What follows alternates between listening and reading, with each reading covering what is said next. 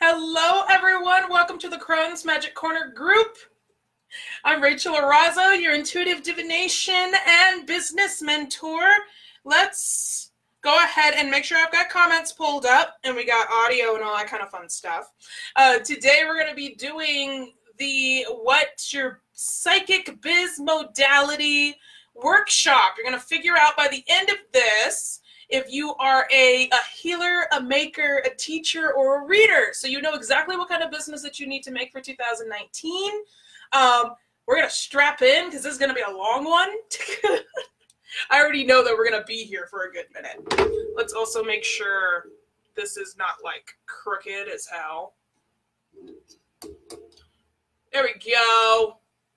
Ish. Whoa. I don't know why you're so swingy. Whatever. Let's go ahead and do this. Yay! Awesome sauce. We're also going to give the chance for everybody to hop in here. I hope everyone is doing awesome. It's Friendly Friday. And today in the group we talk about what we're grateful for, right? So, geez, what the heck? What is up, camera? Can you stop swinging?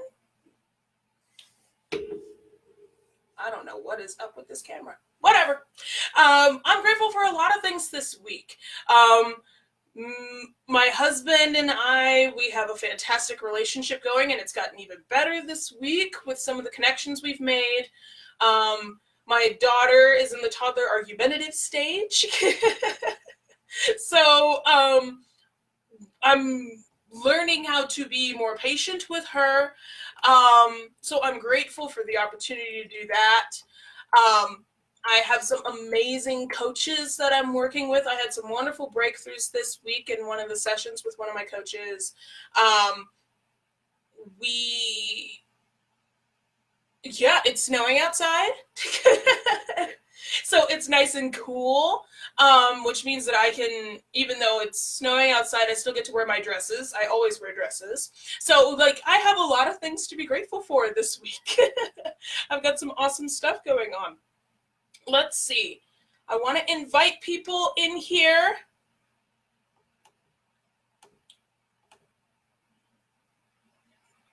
Invite friends to watch. Invite.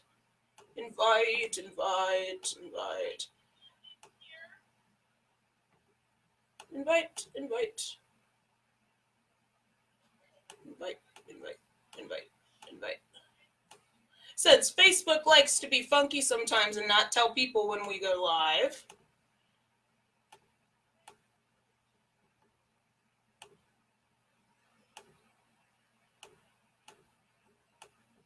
There we go. There we are. We've invited some people in. So the first thing that we really want to talk about today is going to be the way that this entire workshop is actually going to be going is, first off, we're going to talk about psychic abilities first, because depending on what your modality is, that's going to influence how you do your business modality, right? It's all going to make sense. And a part of those that made sure that they followed the link and they went through the workshop and they signed up for it on the Thinkific Vault,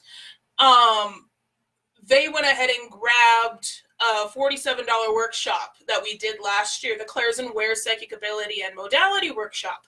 So you also now have access to the workbook. So I would like you to go ahead and grab the workbook now. If you can't figure out how to get to it, just follow the link in the description wherever you see it. Go ahead and follow that link and go grab the workbook, and you should be able to look at that while you're talking with me. Hi, Jennifer. Hi, Anna. Hi, Caitlin. Yay, people are popping in. Awesome. So let me know when you have your stuff ready, because I really want to make sure that we're all working together. This is going to be a really intensive workshop. We're going to go through a lot of blocks. We're going to talk about a lot of stuff. That way you have a really great foundation for what your business should look like this year. And also, even if you don't want to start your business quite yet, then you'll know what you need to do, like what branch of business that you will be going down. Oh, that's okay. Caitlin says she's got work, so they'll catch the replay. Totally fine. I hope you have some kind of fun at work. Let's see. Jennifer says, I'm totally doing the Claire's and Wares tonight. Can't wait. Yes. Yes. I really wanted to do this. Just isn't working out. That's okay. That's why we have replays available. You know, we're not going to leave you in the dust. Let's see. Jennifer says, I'm at the dealership with the car, so I can't follow along. That's okay. Don't worry. That's why replays are here. No worries at all. Okay. So this is what we're going to be going into. So first, I want to talk to you about what a psychic is. That way, because this whole group is based around metaphysical businesses. It's magical businesses. So this is you making a living and creating a business as a witch or as a psychic or an energy worker, a light worker, or whatever kind of label you put on it. You are within the metaphysical niche. And in order to get started with that, we want you to have a really great basis for what it means to be in a psychic business, because that's what's going to really impact not just your belief system and impact the way that you approach things within your business modality, but it's also going to tell you how you look at the world, right? Hi, Tracy. Awesome. So, by dictionary definition, a psychic is relating to or denoting faculties or phenomena that are apparently inexplicable by natural laws, especially involving telepathy or clairvoyance. So in other words, a psychic ability means that you have these faculties about yourself. You have these abilities. It's like this sense about yourself that it's not capable by natural laws, meaning that you can see, smell, taste it. It's not something that is immediately available to the rest of the general public, to the rest of the world out there. We are in like the 0.001% here. Even though everyone has the natural ability to become a psychic, everybody has that sense in them, but you are something kind of special. Everybody, every single member of this community has something really special about them, and the fact that you have tapped into it. And that if you are watching this right now, you know that there is something special about yourself. You know that you have this ability that not everyone around you has. And you see the world through a unique pair of glasses. And it allows you to see, well, not even just see, it allows you to perceive information on a new kind of level. So already you're fantastic. You're on a completely different level. And because of that, starting a business with what you do is going to be something so completely different than anybody else.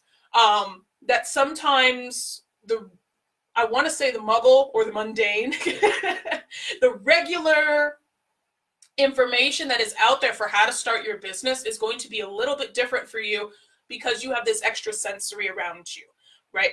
So I want to talk to you about my basis and belief for what gives us psychic abilities, how we receive psychic information, because that's really going to help you understand the direction that I'm coming from. And then there's no communication barrier there, right? Hi, Susie. I hope you're feeling better. Let's see. So the easiest way that I can explain this, what I like to explain to people when they ask me what my belief system is, this is literally what I told my mother when she asked me what the hell I believed in. Excuse me. Basically, human beings are all made up of energy, right?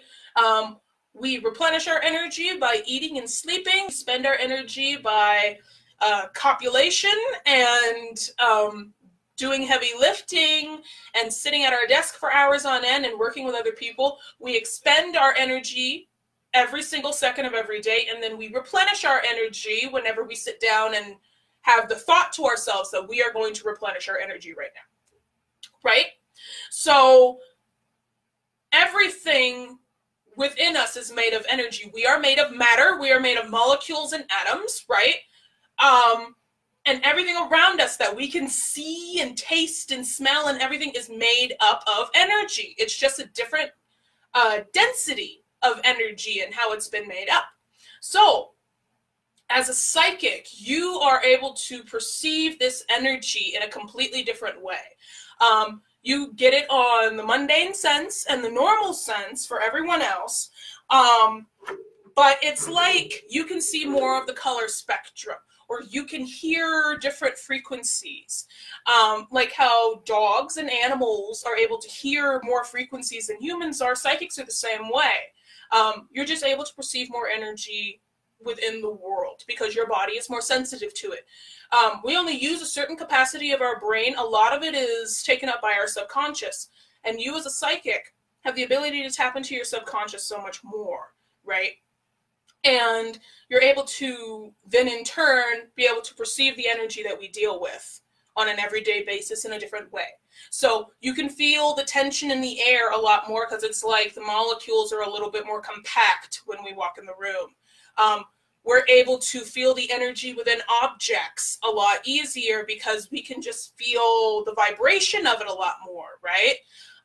And as a psychic, what we do as witches, as whatever kind of label that you want to put on what you do and how your body works, all we do is extend our energy out like a telephone pole. If we make a call, the energy from our cell phones goes up and hits a satellite and it sends the signal off to another satellite and it connects us to a call. Only we're doing that as psychics with our bodies.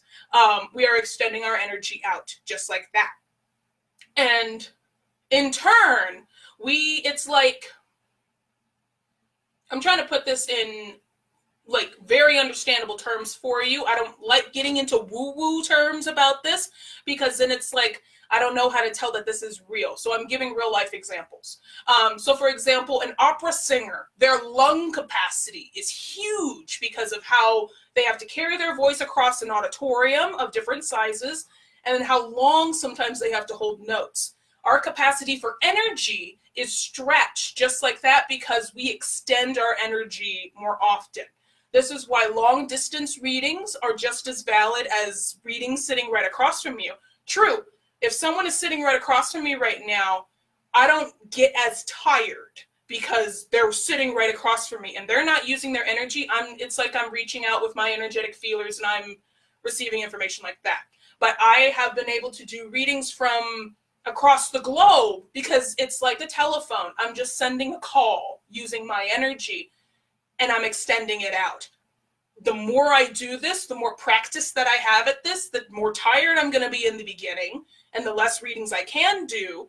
However, the more I do it, it's like my energetic lung capacity gets bigger. So does that make sense so far? I saw some hearts and likes pop up. Hi, Stephanie. Hi, Nicole. Hi, Brenda. I saw you guys pop up. I'm glad that you're here. Let me know if that makes sense. I want you to understand what I mean when I'm talking about energy work, when I'm talking about psychic abilities and being your own little personal telephone pole and we're extending our energy out. Does all of that make sense? Okay, I'm getting hearts and likes. Cool. Susie says, still on pain meds, but I wanted to pop in and watch. Well, I appreciate you being here, my sister. Please feel better. So, just like telephone poles, well, not even just telephone poles. Hi, Annette. Just like wires. Every kind of wire that you could come into contact with sends a different type of electrical pulse, right? It sends a different kind of energetic information. If I were, my stuff right now, my computer, my camera, all that kind of stuff is plugged into a wall adapter. It's plugged into an extension cord that's going to send a different electrical pulse than a telephone wire outside. Same thing with the cables that run underneath the ground. They're going to send more of a charged current than a telephone pole probably can. nuclear plants, they send a more condensed type of energy versus wind farms and things like that, or hydroelectrical plants. There are different wires to send different types of information, right? Just like a computer chip is going to send a different type of electrical pulse than a tuning fork, because that is vibrating energy when you tap a tuning fork, right? So just like all these different currents, human beings, because every time a baby is created, we take DNA from two different people, we take chromosomes from two different people, we mesh them into one person, and it keeps splitting and splitting and splitting and splitting, right? And everybody is different because we all have different variations of our genetic code, right? So in turn, we all have different energetic specialties. We are all different wires that make up this gigantic computer known as life. We have a different type of energetic pulse within our universe and within all of the energy around us that makes us physical matter. We are also different. So in turn, we have different specialties.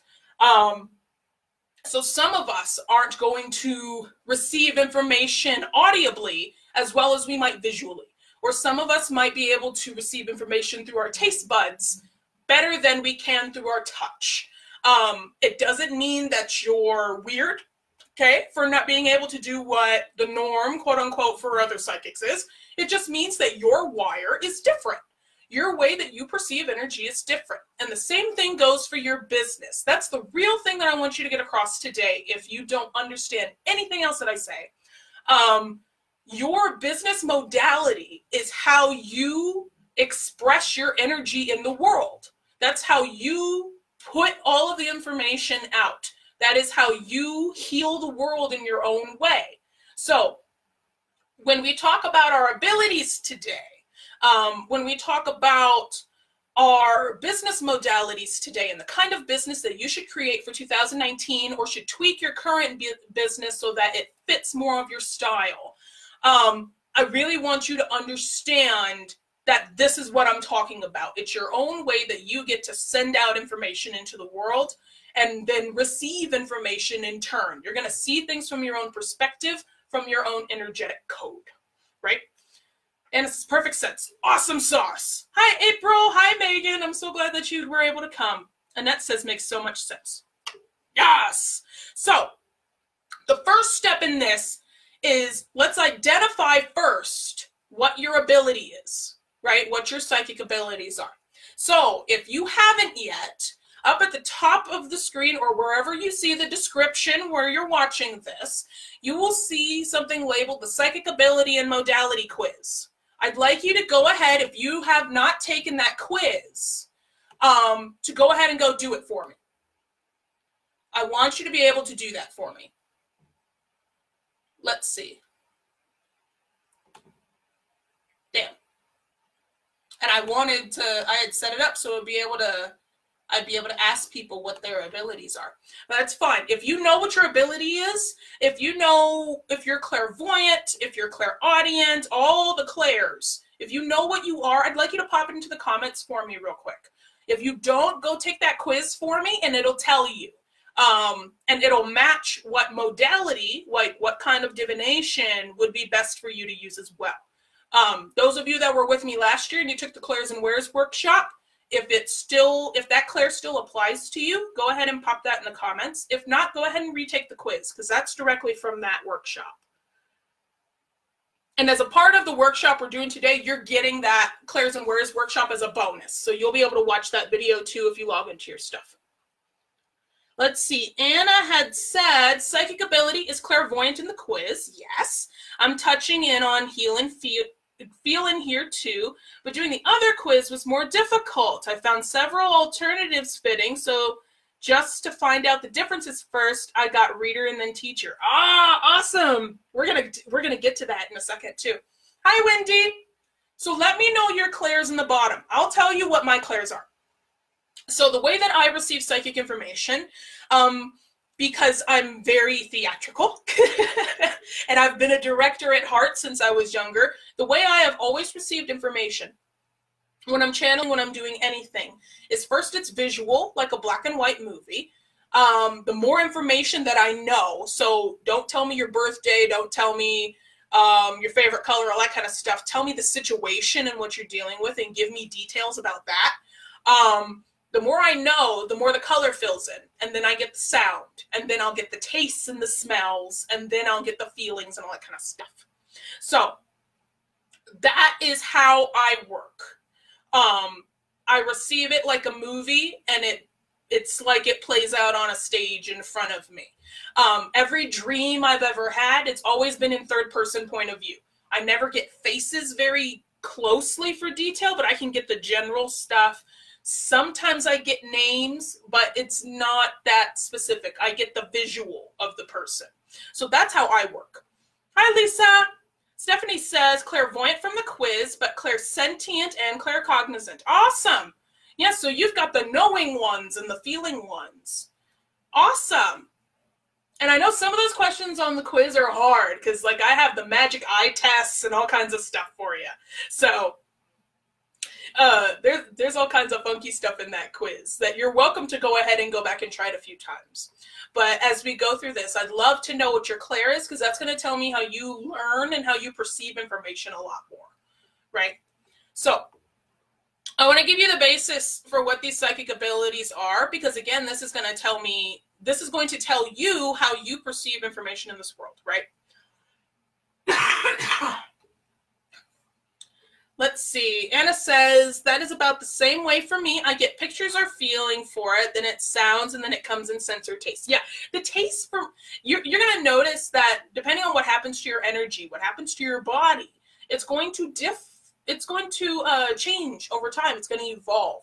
And typically we have one dominant clair and then two sub ones. But you will receive information differently as you go throughout your life, right? My husband, his main one is claircognizance, but he gets clairgustance a lot. No, clairgustance is the tasting. He gets clairalience a lot. The smelling, right? Yeah, clairalience. So sometimes he's like a Tibetan Mastiff. He's like a dog. And sometimes he'll just, and I make fun of him and I'm just like, what is it, boy? What is it? And he gets so mad at me. But that's his abilities, is he receives information just in his head first with the claircognizance, and then he smells it. When I got pregnant, I got the smelling too. It was really off. It was something new, and then I'm like, well, I'm a dog too now. Now it's dissipated in the background. But I guess that's like a telltale sign for me for pregnancy if I'm like smelling stuff. Let's see. April says, Tess says clairvoyant. Awesome. Brenda says clairvoyant. Awesome sauce. Yeah, a lot of the times we get a lot of clairvoyance.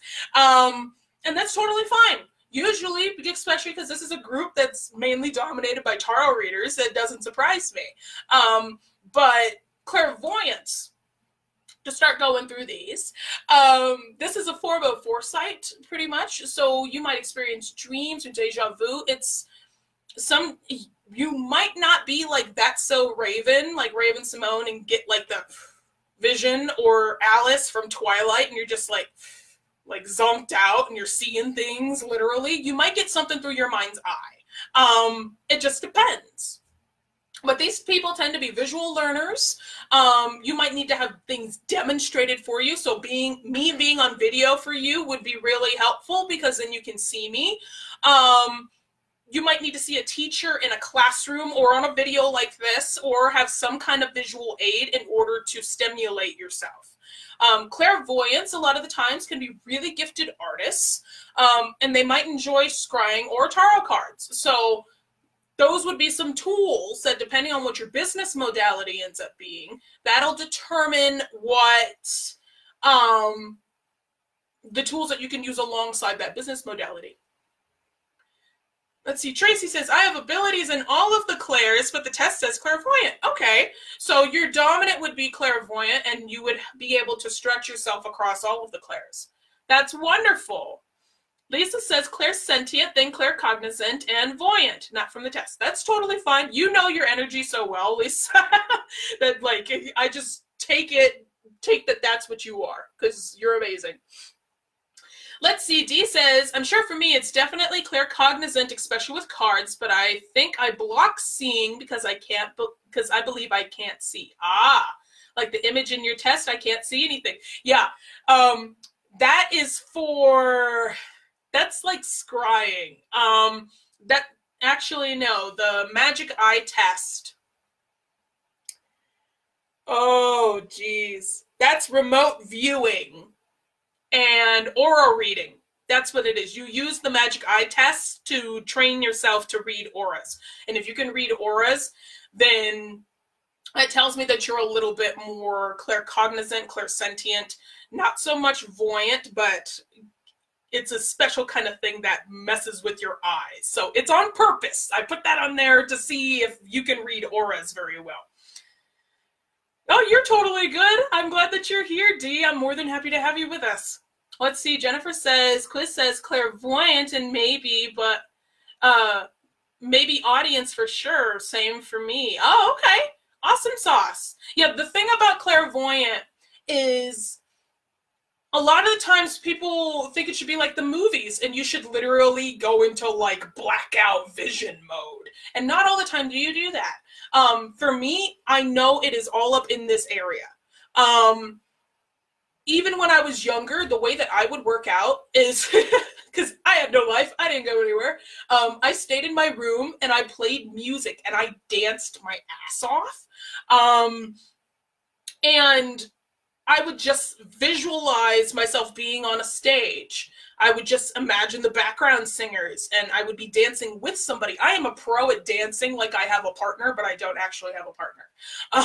It took me forever to actually learn how to be with a partner because I was so good at just being by myself and doing it. So it's something, at least for me, it's something that's very much, I can feel that it's up here. It's up in my crown. It's like right in between my third eye and my crown. So view for clairvoyance, if that is a big block for you, then you don't have to be clairvoyant. You could receive information in all kinds of other ways. Here in this group, I like to really play to everyone's strengths. That's how come we did the Create a Musical Tarot Deck Challenge, because we had a lot of clairaudience that wanted to learn tarot, but they were having issues because they couldn't really visualize. They weren't clairvoyant. So I taught you how to do it with music instead, and a lot of people took off. It helps so much more. So if you have a special kind of ability that I have not mentioned, or it's not on the quiz anywhere, and you feel like it really doesn't resonate with you, totally fine. Let me know, and we might be able to come up with something to help you out. Hi, Ren. I hope you're doing wonderful. Dee says, yeah, it's the expectation of seeing full scenes, and yet I see images clearly when I design and in other instances, but as soon as I try, nada. That's okay. It just means that you have to relax in a different type of way. Typically, drawing or doing something visual is a way to help a clairvoyant relax, and that's when you start getting the clairvoyant information. If you are very new to working on your psychic abilities and being really relaxed with yourself, then it'll be a little difficult in the beginning. But this is why all of this, no matter what you do today, what you discover you are, I really encourage you getting a journal of some kind or grabbing the Crone planner or whatever you decide to do, and having a place to put all of your stuff down. Because then you will actually be able to acknowledge that insight when it comes in, and it'll start popping up more, right?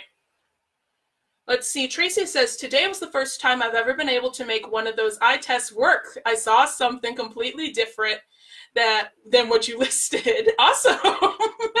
But then when I just looked at the little images, I saw a tiny ginger cat in the middle of one of the images. Yeah, totally get that.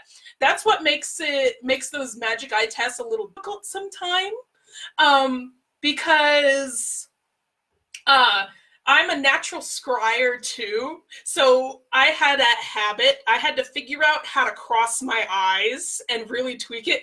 Those of you that are in a psychic circle with me, like we have a monthly psychic circle, like Susie, you know how difficult it was for me doing those magic eye tests. It took me like a week to, like, I was mad. I was staring at the computer, like, with my glasses off, like, I will figure this out because I keep scrying instead of figuring out this magic eye test. So it can be kind of funky at first, but once you train yourself to do it, it's easier to get into it the second time. It's super, super fun.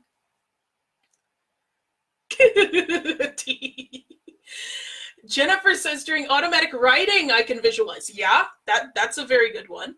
If I try at any other time, I can't see pictures, just colors. Okay, so it's more like auras for you. We might need to test you on that magic eye test, Jennifer, and see if it's a little bit better for you. Hi, Angie. I'm so glad you're here.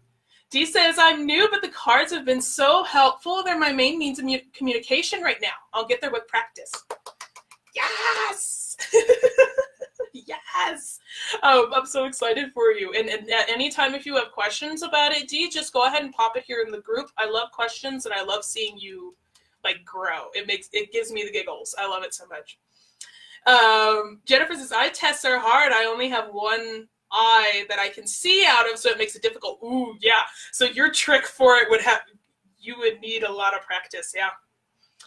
Oh, I might pop one of those tests in the group just to try and test people. I'm probably going to do that. Let's see. So moving right along, clairsentience. Those that got clairsentience or don't know what clairsentience is, these people are able to feel and sense energy around people, places, things, like tangible, feel it. Empaths are a special type of clairsentience because you can feel the emotions of it. When you get that gut feeling, like down in your solar plexus, and it feels like sometimes it knocks you out in the middle of your stomach, like Houdini, it's a low-key kind of clairsentience. That is your base level, my stomach just dropped, so I feel like something bad's going to happen kind of thing. Or when you walk into the room and you're like, I can cut the tension with a knife. Clairsentience. It's all about sensing the energy around you. So these people work very closely with their heart chakra and their sacral chakras. They're very Care Bear stare. That is the perfect explanation for any kind of Reiki healing, any kind of reading. We always want to do it from up in your third eye, and you don't want to do that. You want to Care Bear stare it out. It's going to be so much less energetically draining. Hi, Mariah. But because of this and because of this emotional capacity, a lot of clairsentients are introverts, or they have a hard time with crowds. Like my husband, he's a natural empath. He has ridiculous anxiety, so we can't go to malls and stuff like that for very long. It's very hard for him. Especially if you don't know how to shield yourself properly. So if you get clairsentient and you don't know how to shield yourself, be sure to pop up in the group and make a thread, ask me about shielding, and we will have a full-on conversation about that. I love talking about that. And actually, those that are in the Colorado Springs area, if you remember for Pagan Pride, when I did that emotional mask workshop, that was shielding, and I was teaching you how to do some clairsentience there. Yes, it is. Stephanie. Next, clairaudience. This is my second one. This ability is when you can receive sounds or words from outside sources that aren't actually talking. So for example, these sounds can come from spirit guides, your higher self, or just as information during a reading. It freaked me the hell out when I had my first paid reading. This woman paid me $11. And I'm sitting there, I made the whole ritual, classic newbie stuff. I made the altar and I lit the candles and I had all the spread out and I did extra spreads that I shouldn't have been able to do. All this kind of stuff. And all of a sudden I started hearing football and getting this image of this dude in a lazy boy. And I'm like, what the hell? Turns out the woman's husband that I was doing the reading on, he was watching football. It was Sunday. He was watching Sunday Night Football while I was doing the reading, and I'm like, I didn't know I tapped in at the time, but I did. So, funny little clairaudience story from me. Usually these won't be audible sounds. You will hear them inside your head, okay? They will also be inside your head like the clairvoyant images. For those that receive information this way, they are best with auditory learning, so using voice messages or on the phone or being on a tape recorder or something. So it really helped me. I had to do a voice for performance class to learn how to do accents and things like that when I was getting my theater degree. So having the tape recorder, I used that thing religiously throughout the school year because I'm like, oh my God, I love this thing. And then I lost it. And I'm like, ah. But it was so helpful to me to use a tape recorder because clairaudient is the second thing that I need to do. Or shufflemancy.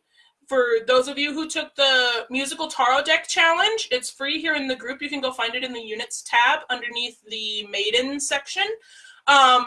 Shufflemancy is a really wonderful way for you to exercise your auditory learning and to start receiving more information as clairaudience. So it's very, very good. Excuse me. Jennifer says, that's me. No crowds for too long, but just in the last year. Yeah, because you're working on, we've talked about this. You were working on your upper 3 chakras so much this year that you've started opening up. So shielding is even more important for you. And wow, shielding, that sounds useful. It's very useful. Then you don't get overwhelmed with receiving information from all over the place. You just practice putting up a barrier. Jennifer said, or worse than the last year is more accurate. Yeah, it's because you're working on your upper chakras. Very, very common. Tracy says, yeah, I feel everything in my gut big time. So you'd be clairsentient then. When I'm around people, I get a gut feeling if the person is good-hearted or not. I don't like crowds at all. I'm such an oxymoron. I'm an extrovert who doesn't like crowds. Yeah, you're very out there and open, but clairsentient would be a dominant one for you, especially if you get really overwhelmed. That's very, very true. Dee says, wish I were clairaudient. Would love to have a proper chin wag with my guides. I totally picture a Mad Hatter's tea party. Would be awesome. Hey, you might. All of these abilities, if they aren't a dominant one, you can exercise each of these. Just like everybody has the ability to be psychic in some kind of capacity, as long as you believe in it is the big thing. If you don't believe in it, you're going to fail a lot more. But you can exercise clairaudience for sure. So you can absolutely gain it.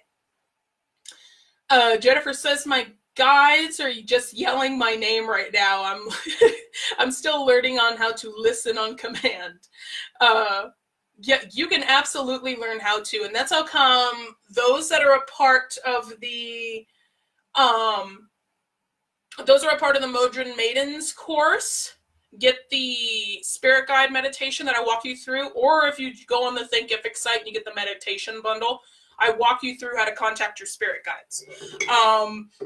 It's very easy when you sit down and you learn how to put up that open and close sign, or you create your own space on a different, like on multiverse theory, you create your own like little universal plane and you learn how to bring them in. It's very fun, and it's very handy to have your guides that close.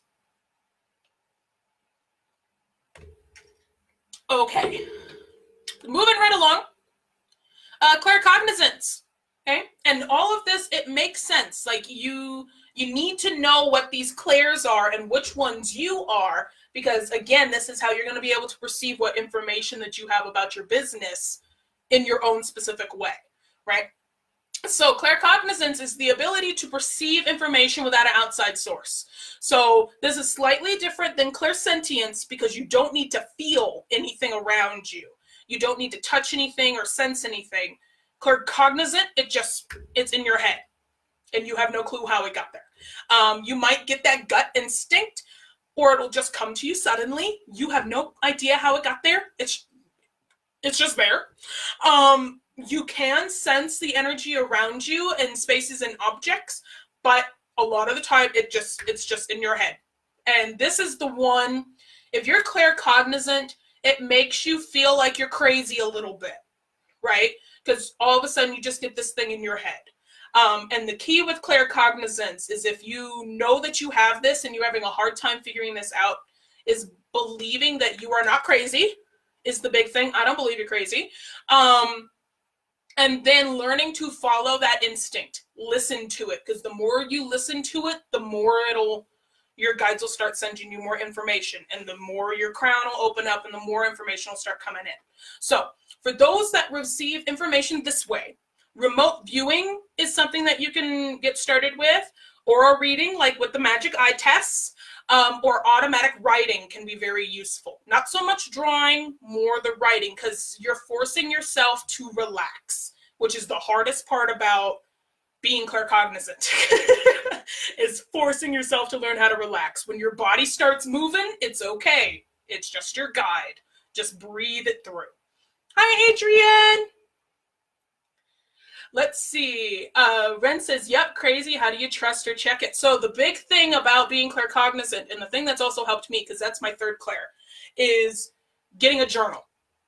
Writing it down. Anytime you receive anything, write it down. I have so many. I don't have my current journal next to me. Nope, that's a new one. Here we go. So for example, in one of my older journals, I journal 3 pages every day. Okay.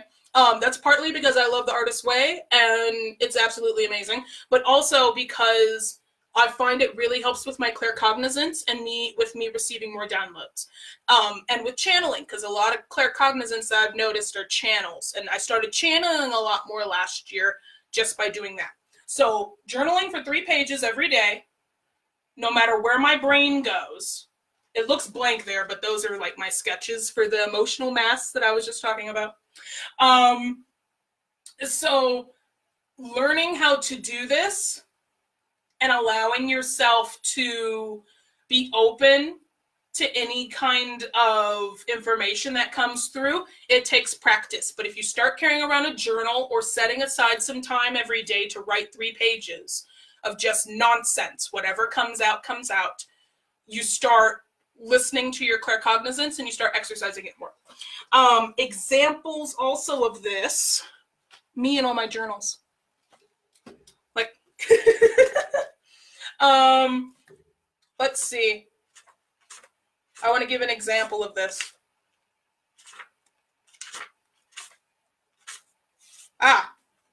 No.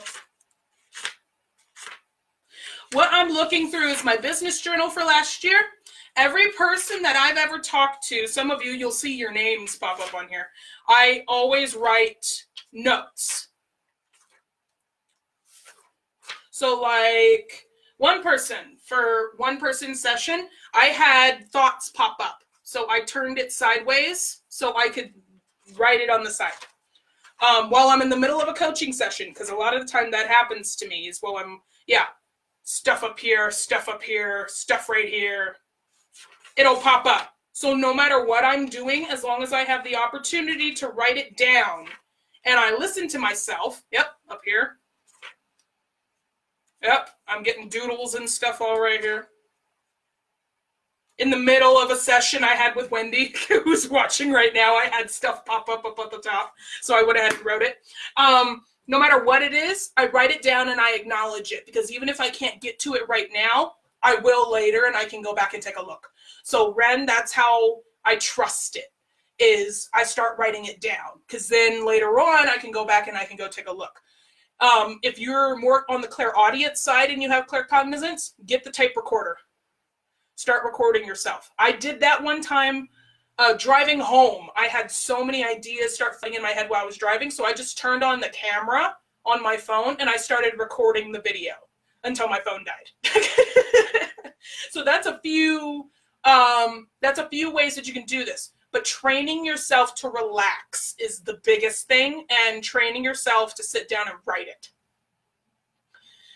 Lisa says, yep, the key is not to open your mouth until you know what you're talking about. Exactly. Just let the downloads come in. Just get it all out somehow. Let yourself be the channel. People that practice Reiki are very good at claircognizance because they're used to just being the tool. They're used to just having the information come in and just flow somewhere. So they're very good at receiving that information and trusting it because they're used to doing that with Reiki and doing that. Channels are also very good at this because it's a type of claircognizance.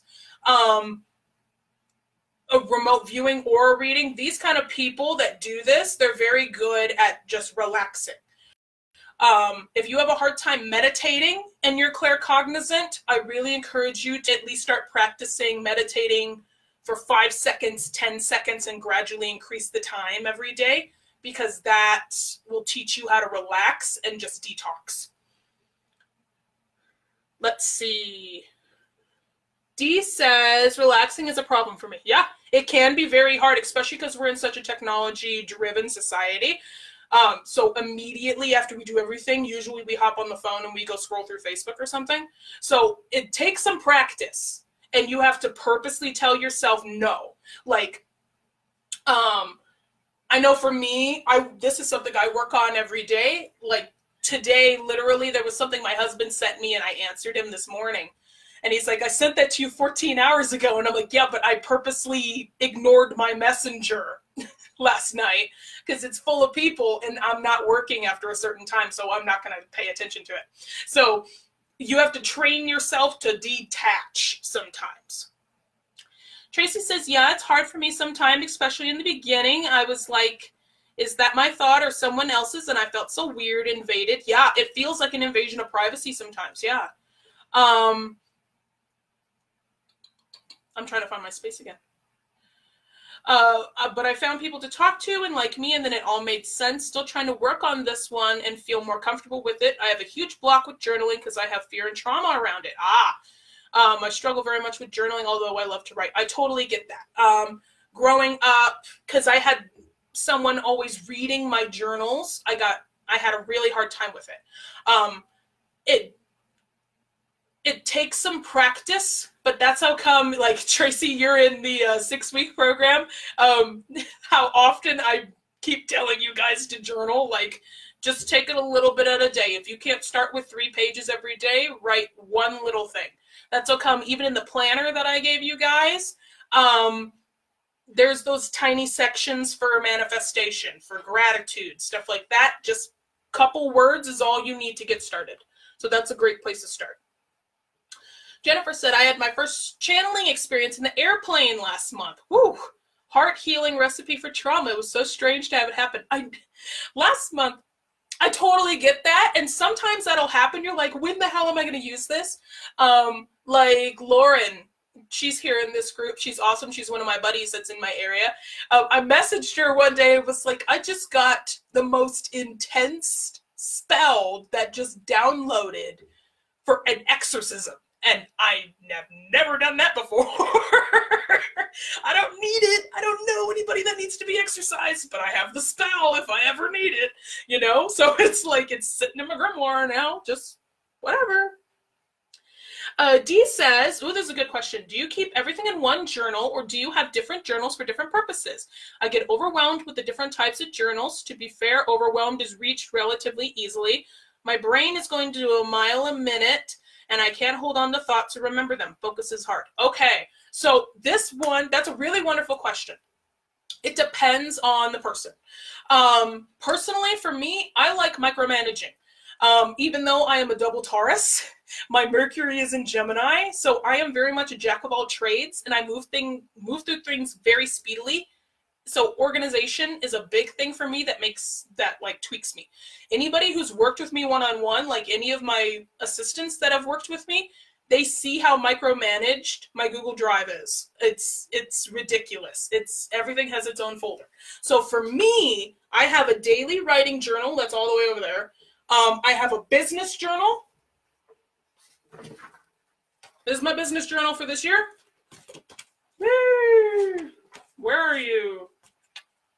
Yep, there's my daily tasks. And then my regular everyday planner. This is my everyday planner this year. Bloop. And actually, the certified Crone planner is based off of my planner. You can see, like, literally the setup is almost exactly the same as the printable planner if you have it. So, that's what I do because I needed more space. I wanted my business stuff to be completely separate from my personal stuff. However, you can have all your stuff in one thing if you want to. I like to do the bullet journal junkies group because that's what I do, is I bullet journal. And some people journal on their regular everyday planner. They just put it all together. So it's about practice, and this would be something for self-discipline for yourself and learning how to be consistent with this. It's taken an everyday habit for me to be able to write every day, okay? But if you dedicate yourself to it and you don't allow yourself to have any excuses to fail, you'll figure it out and you'll do it. Daily tests, is that something I missed?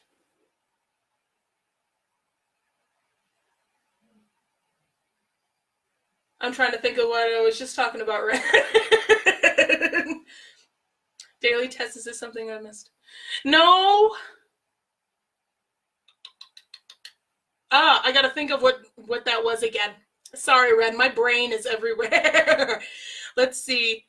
Ren says, not really clear, odd. Yeah, being quiet till I'm sure feels safer. I was afraid I had to say something, but just because I thought of it. Oh, no. You don't have to be one of those creepy people on the street that just goes up and grabs somebody's shoulder and says, I have a message from your dead grandmother. You don't have to do that. That's really creepy. And not everybody likes doing that. Your second, third journal. Oh, no. Oh, no, no, no. Oh, no, the planner that I made, the Certified Crone 2019 planner for Intuitive Biz Babes, that's now in the Crone's Magic Corner Etsy shop. That's all I was saying, is all this stuff, that it looks exactly like that. But if you want to have a journal all together, you can have journaling underneath the same spot. But I was saying, to get you started with writing a little every day, one of the sections that you have for the journal is a place to write your gratitude, place to write your manifestation, place to write your daily divination, that kind of thing, to make it a habit. So that's what I was talking about, where if you just write a couple words in there, that counts. You can count that towards you writing for the day and learning how to use your claircognizance. That's what I was talking about. Ren, good. Yes. Let me know if that makes sense. Let's see.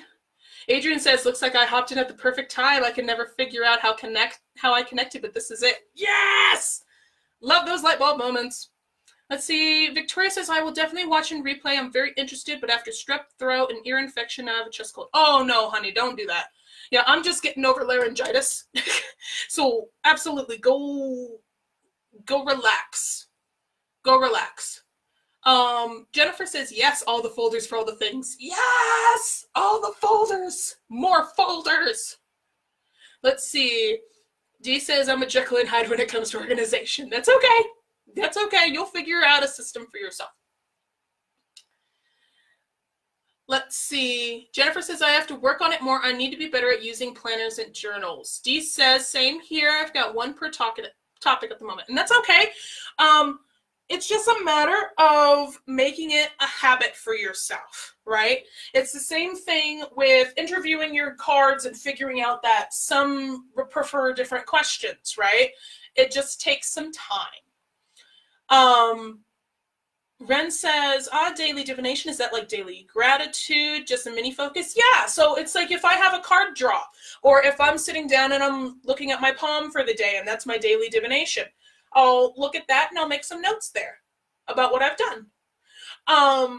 It's just all about having a spot to put it down. And sometimes you need spots labeled like that, and sometimes you don't. There are some days, because I use my decks for different things, like my tea leaf fortune cards are my business planning deck. I'll do those for quarterly readings, and I will just put those straight up in my personal writing everyday journal. I won't write those down anywhere because it's so much information that I need to journal out. So it just depends. It's just an example section of what you could put there. Oh, so much channeling. Cool. I'm loving all of this, though. I love answering questions. Okay, moving on. Clairgustance. Those with clairgustance can taste substances, foods, or even smells. That happens to me sometimes. I'll taste a smell without putting anything into their mouth. These flavors can be from our plane of existence or not. But those that are clairgustants, I see this a lot of the time happening with mediumship. Spirits will put a taste in somebody's mouth and then they have to relay it because they're like, what the hell is this? But psychics with this ability would benefit from food mindfulness and food meditation than regular meditation because it's exercising that palate. These people would be very wonderful chefs or food critics. Or I always think of the book Poison Study because that's a really good book for me. And whenever I think of clairgustance, I think of her because she's a food taster. Like the person who sits next to the king and tries the meal first to make sure the king has not been poisoned. I always think of her first. So, which is a very good fiction book if you want to go ahead and read that. It's about a witch. But the more flavorful your palate is, if you have clairgustance, the easier it's going to be for you to identify things. Like for witchcraft and all of that, which I will be talking about, by the way, in this group, because that counts in the metaphysical business niche. If you know how there's color correspondences and things like that, the same thing goes for taste correspondences. And then for clairalience that we're going to talk about next, it goes for smells. So if you create your own palette and your own correspondence list of these different tastes and what it means for you, then you will have a more varied palette and you will understand the information that comes to you. So we haven't had the pleasure of having any students with clairgustance or clairalience yet. I would love to have you guys because that's super fucking fascinating. But this is an example for you guys. If you want to exercise your clairgustance, make a correspondence list of what different flavors mean to you. If you practice food mindfulness and you write down your meals and what you eat for the day to practice like your food management, write down how that meal makes you feel, or write down a memory that's associated with that spice or with that taste, right? And that'll help your clairgustance. Let's see. Tracy says, this only happens when I do mediumship. Okay, so you would really benefit from having a correspondence list for clairgustance. Dee says, this is all so interesting. Thank you, Rachel. Absolutely. Yeah, I love talking about this kind of stuff. Okay. So, and then the last clair that we're going to talk about is clairalience. So like the previous one, clairgustance is for tasting, but clairalience is for smelling. And this is for identifying things that are not within the room again, right? But people with this ESP are very sensitive to perfumes because it can trigger memories, but we don't want to overwhelm. It's like a hedgehog. Like, fun fact, if you don't know this about hedgehogs, if you have a hedgehog for a pet, you need to be careful about changing your perfume or changing your shampoo, things like that, because they're blind. And you need to pay attention to your smells because they have to relearn you if you change your stuff. So it's very similar with those with clairalience. A certain smell is associated to a certain person. So I would really recommend making a correspondence list for that as well. Like, that way you understand where things are going and you don't get confused, right? Tracy says, you do now. Yay!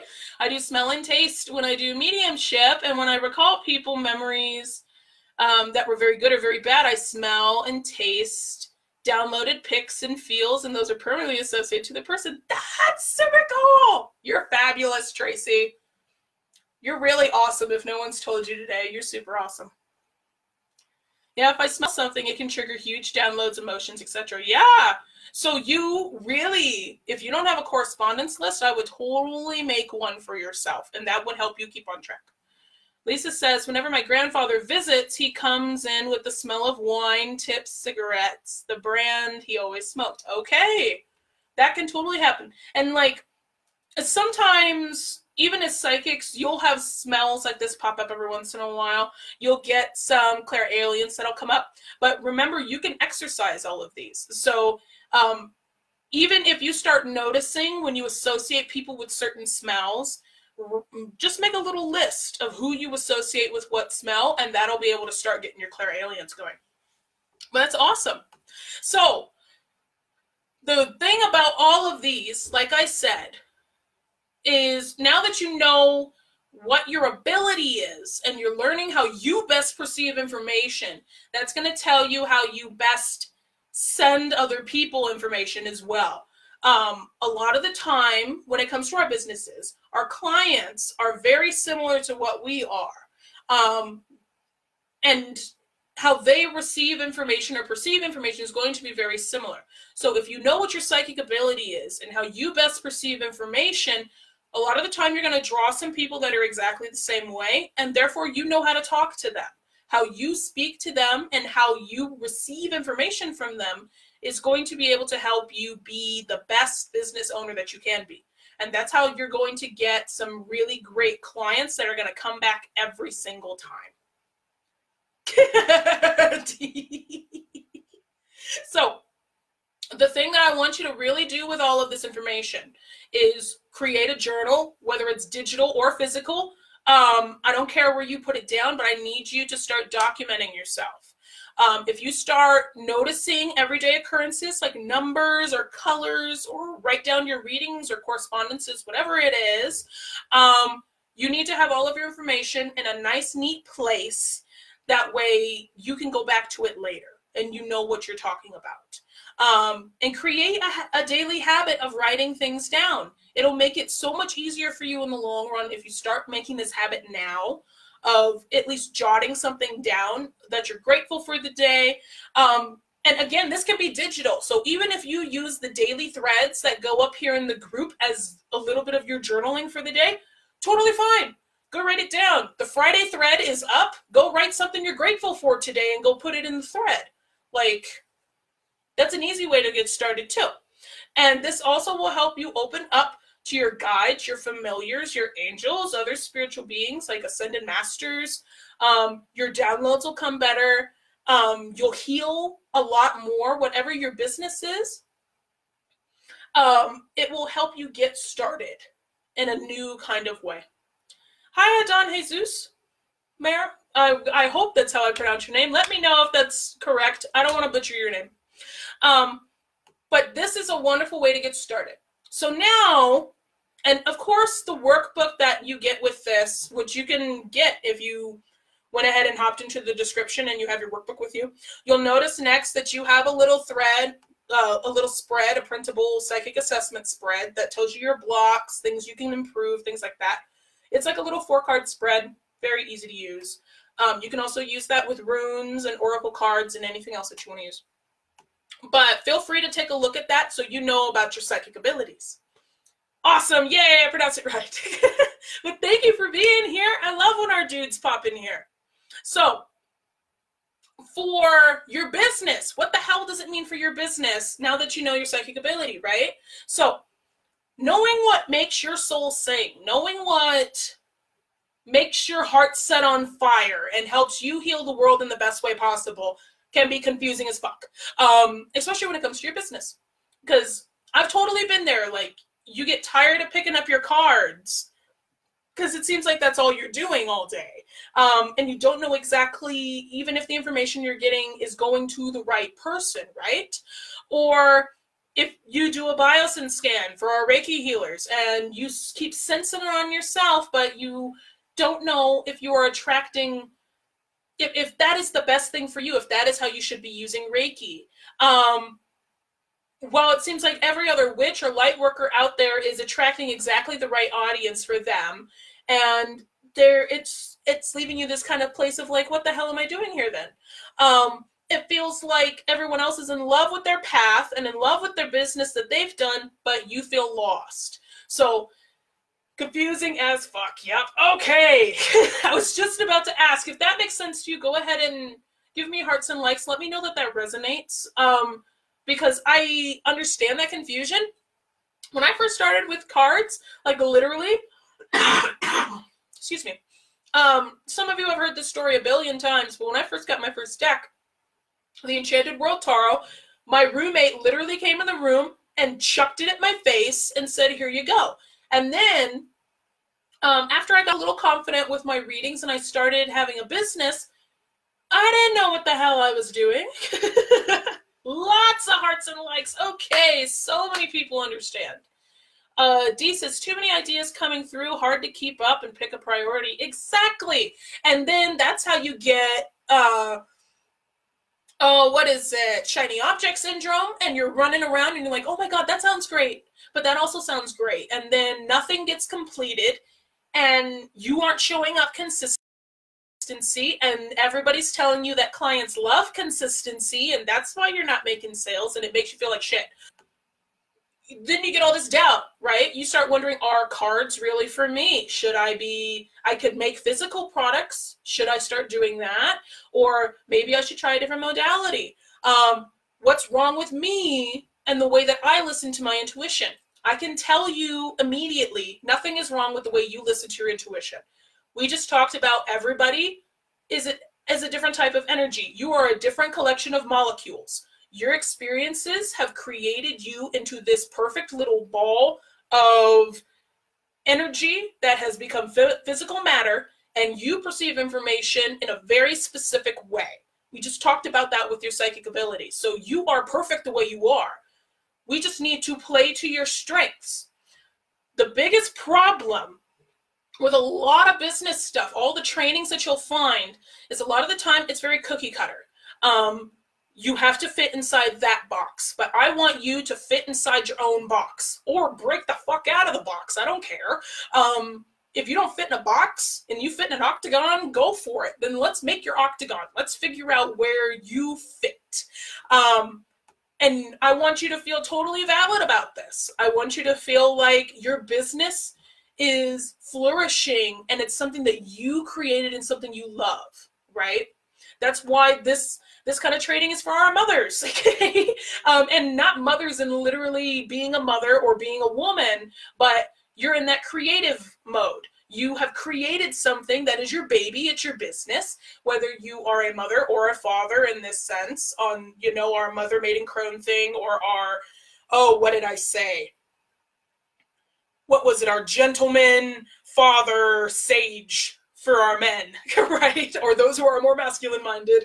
Whatever ranking system that you're on, all of you matter. So I would like all of you, there's a second quiz up top in the description, wherever the heck you are watching this from, that is labeled the Business Modality Quiz. I want you to go ahead and take that quiz. It's only 4 questions, and they might be a little hard for you, but I want you to go take that quiz real quick. Come back and tell me what you got, because we're going to go through what kind of business owner you are based off of your abilities, based off of how you perceive information we've discovered with your psychic abilities. Now we're going to talk about how you best send information in healing by doing that quiz. So go do it real quick for me and then come back. D, I'm allergic to boxes. That's okay. You're box intolerant. That's okay. Let's see. D says, you're describing me to an absolute T, especially today. I'm a headless chicken and no consistency to be seen. I obviously needed to be here. Well, I'm glad you're here so we can figure this out. Stupid sickness. Hey, can you get out of my throat? Just like expunge out of my throat. Lisa says, remember that everyone puts on a public face. Don't believe everything that you're seeing as being perfect. Stay true to what and who you are instead of trying to be who they are. Exactly. Every single one of us is a person, and you don't know their life and all the shit that they've been through. That's why I try to be very transparent with you about not being perfect. Like, it's boiling hot in here right now. There's literally trash right there because my husband has a thing with bottles. It's on my floor right now. My feet are on my bed. And on the other side of the bed where I sleep is my toddler's bed. You are in my bedroom right now. Like, I'm not in a big old house somewhere. I don't make $1 billion a year. That would be wonderful to, like, in the future. Like, I would love, I'm open to receiving that right now. But it's not my reality, right? And that's totally okay. Every person that you see has their own kind of life. They're their own kind of person. And your path, think about it this way. Because of course I'm going to come from this from a theater point of view. You are the one woman or man or whatever you are, whatever you identify as. If you identify as a truck, go for it. You are the one being show, and the world is your stage. The universe actually is your stage. You make the lights, you set the set, you get your costume, you do everything, and you create it. And your character arc is beautiful. You are going through some wonderful obstacles. I love being in the audience watching you, and you're entertaining me, and I'm feeling for you and going through it. Your character arc is wonderful, and I am loving every second of the ride watching you grow, right? But your show is different than the show next door. Your show is different than my show, right? I'm going through a different character arc than you are. So don't compare yourself. I'm glad you mentioned that, Lisa. You're fabulous. Jennifer says, I feel that way. Light energy makes me so happy, but the cards keep pulling me in, but they also give me emotional reads. If I do a career read for someone, it's all about how the client feels and needs to feel. Okay. Okay. And that makes it, that's very interesting, because then what does that tell you about how your client needs to feel, right? That's super interesting. Tracy says, yep, I was about to say booyah. That's what my guide said. Tag D, tag D, tag D. Yes. Stephanie's a teacher. Brenda's a healer. Adon Jesus is a teacher. Ren's a teacher. We have a lot of teachers. Oh, I'm also a teacher, guys. Jennifer says, I'm a healer. Tracy is a healer and teacher. Anna says a reader / teacher. Dee says a teacher / maker. Ooh, we got a maker in here. I know for sure Maya, whenever she has a chance to watch this replay, she's going to be a maker. Okay. I'm loving this. I'm surprised there's so many teachers here, but I love this. So let's go through what these mean, right? We talked about how you perceive information. Now we're going to talk about how you send it. So our healers, okay? You excel at making energetic connections with your clients, both human and otherwise. So this can be animals. This can be feng shui and homes, like physical energy around you. And you should include the healing arts in every single offer you create. I don't care what you make. If you are a healer, you need to heal, like you need to have the healing arts in your stuff. So these people are typically empathic in some kind of way and work best in one-on-one relationships with clients. So what does that mean? You probably aren't going to be you probably are going to have group programs. You're probably going to have individual one-on-one sessions with people. And a lot of the times they would be in person, right? Adrian got a teacher. Lisa got a teacher. I'm so surprised. Lisa. So our healers, you need to use Reiki. You need to use sacred geometry, use NLP, use EFT, the energetic tapping. I started reading the book on the emotion code. You need to use the emotion code in meditation for some of the tools in your healer's belt, okay? And that doesn't mean that you can't use your cards, but I would recommend Reiki infusing your cards because this can give the best success for your kind of audience and deliver your special brand of service by using your healing gifts, okay? So my healers, if you are not including, even if you have a double, like Tracy, you have a healer teacher thing, if you are not including your healing modality in your offers, do it. Go revamp your offers. It is never too late for you to change your offer a little bit so it matches you, okay? I need you to include it in your stuff. Brenda says, well, actually, hold up. Dee said, I'm surprised at Maker, but I want my magic shop. Hey, we'll talk about that. And there are different ways that you can be a maker. That's okay. Brenda says, I'm confused. The quiz says I was a healer, and I've always dreamed to be a healer, but I'm not one. How do you know? Even if you don't have a certification for Reiki or are trained in NLP or you're a licensed emotion code practitioner, whatever the hell you are, You heal in your own way. You reach out and heal people in your own special kind of way. Maybe, like for example, some of the best healing I have ever seen was from a singer. I was in high school. She was singing American Lullaby. Her name was Raylyn. The healing that happened in that auditorium, the energy that emitted from her as she was singing, just natural healer vibe. And she didn't know anything about healing. We're in high school. She was a freaking senior. She was getting ready to go off and go do her own thing. But she was a natural healer. And the amount of relief, like the healing tears that happened there, the amount of love that spread through that room, that is healing. And she healed in her own way. So Brenda, I know we have our one-on-one session together. I'd really like to talk to you about that, about finding a way to incorporate your healing stuff. If I have a lot of my 6-week ladies in here that are in my 6-week program, I want you to remember what your business modality is so we can incorporate that in your offers, okay? So Brenda, I want you to think about how you're a healer then, and then when we work one-on-one together, we will go ahead and figure that out and put it in with your modalities. Jennifer says, my classes have to be limited to under 5 people or it doesn't work. I prefer 1 to 3. Okay, so all of your classes then need to be 1 to 3 people. That's a totally fine limit. And then that tells you the kind of person you're going to work with, because you give that individual one-on-one attention. That would be something to advertise, that I care about you and your experience, so I'm only going to limit this class to 3 people. Okay. That also creates a sense of urgency that you're limiting it. Dee says, I'm probably a bit of everything, lots of interests, so again, unfocused. And yet I know that I'm meant to, it just includes a lot of different things. We're going to talk about that in a second, Dee. Absolutely. This is to help you narrow your vision, okay?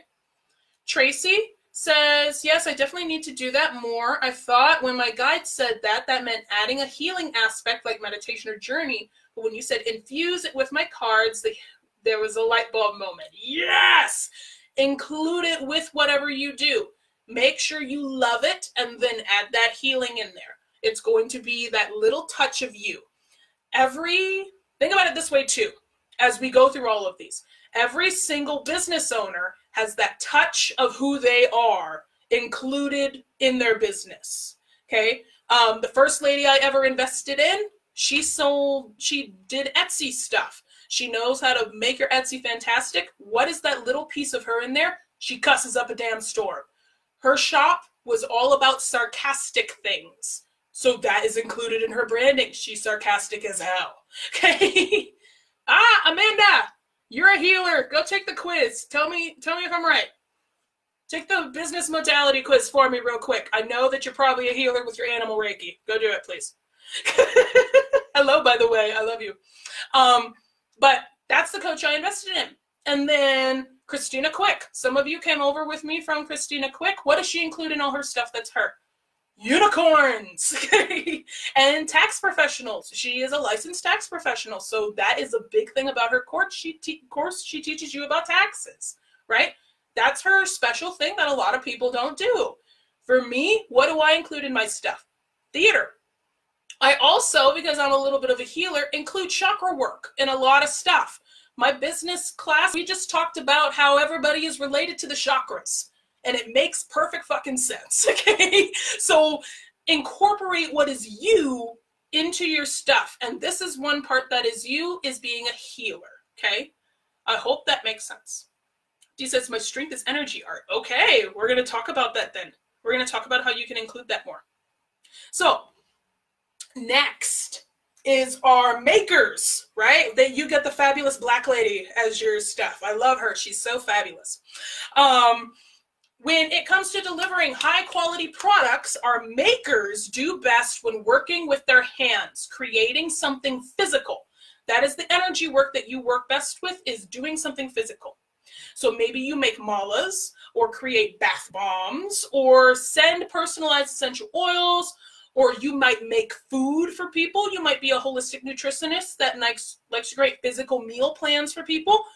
Either way, the best way for our makers to expand their business and to heal the world is through creating physical or downloadable products. You make an item and you put it out there, right?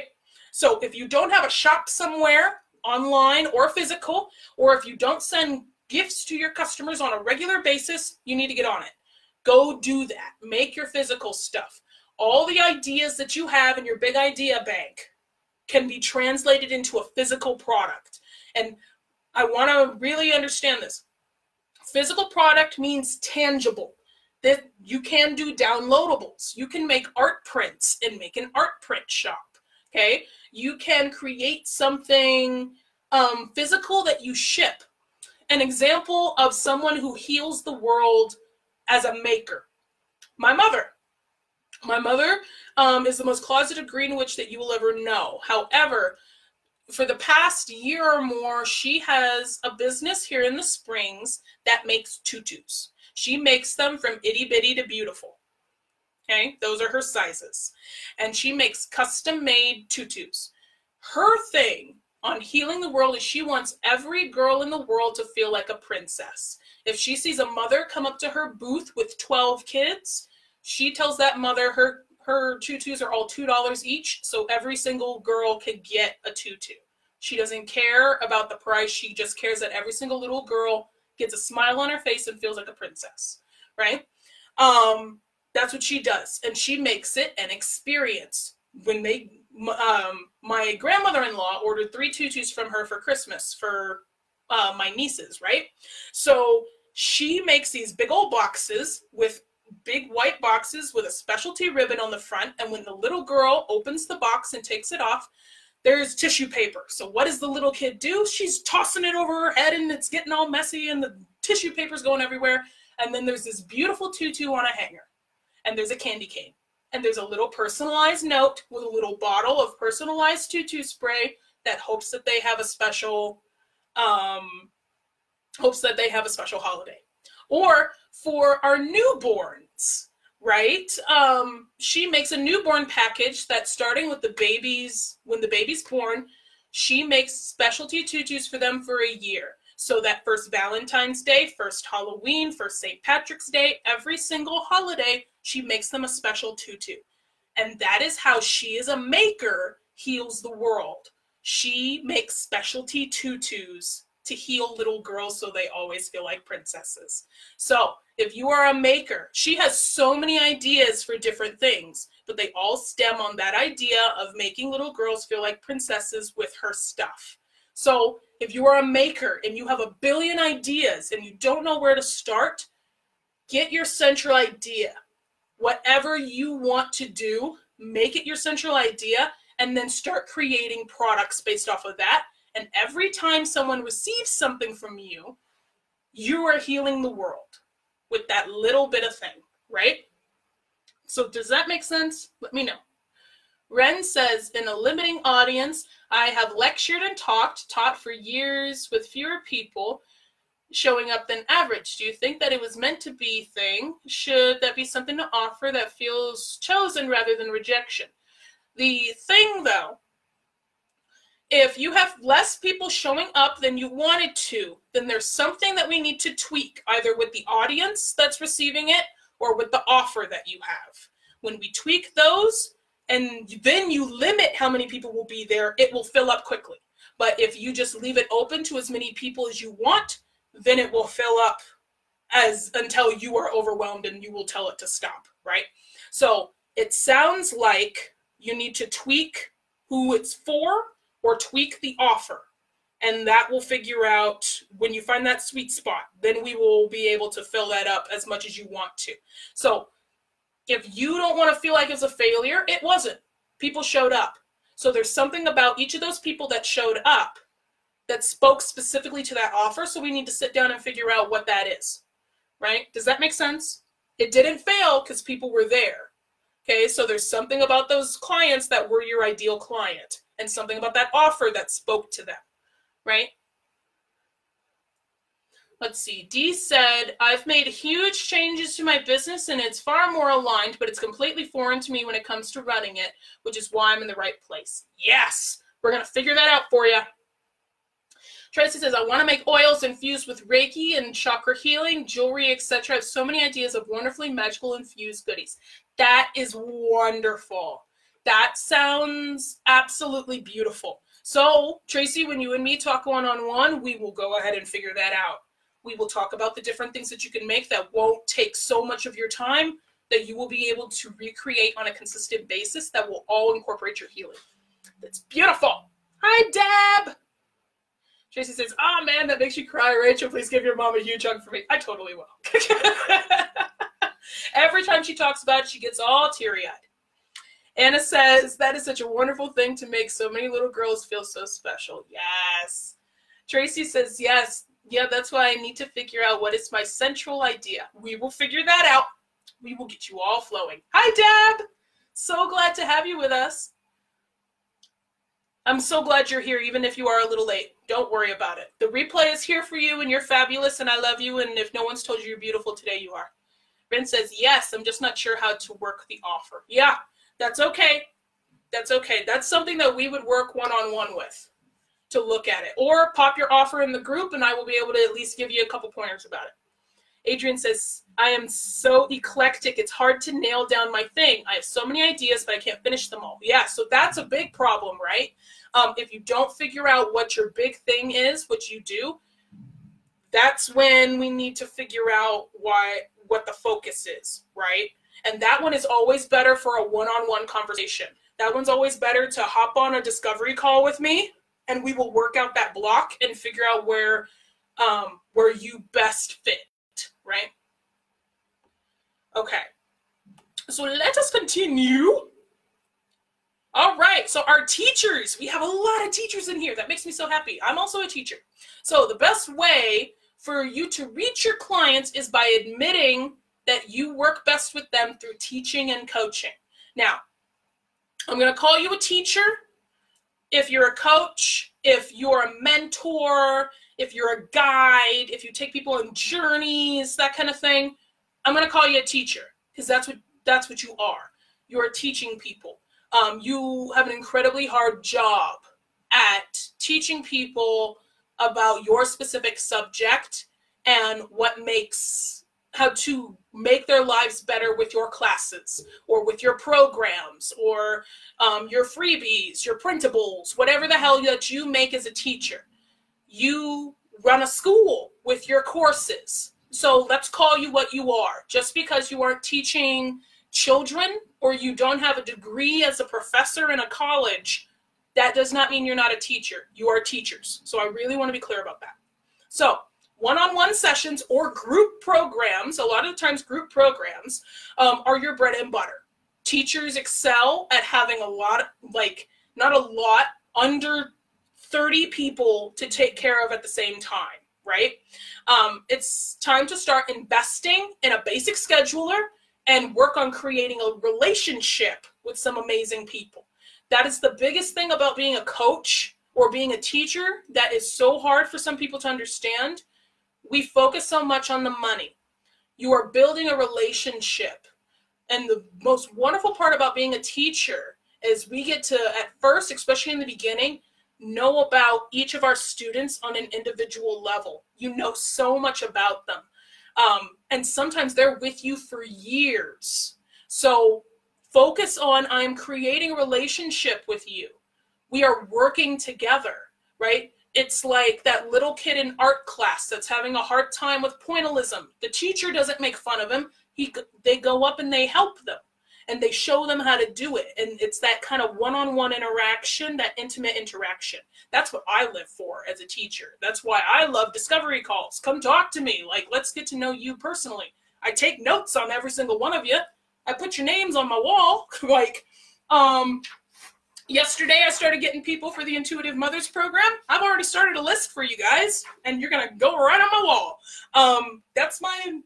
Those are my students, and so proud of that. So Because what makes a teacher feel the most fulfilled is hearing about the breakthroughs that their students are having and seeing them create results. So every single person that's telling me that this is really working for you, that this workshop is going wonderful for you, you are making me so happy. You are like making me ecstatic, because I love seeing each and every single one of my students, because you are my students.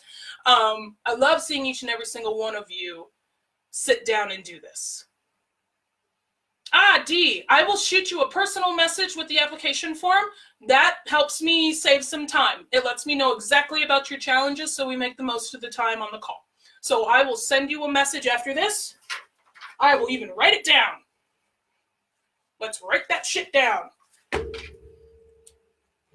Send the app link.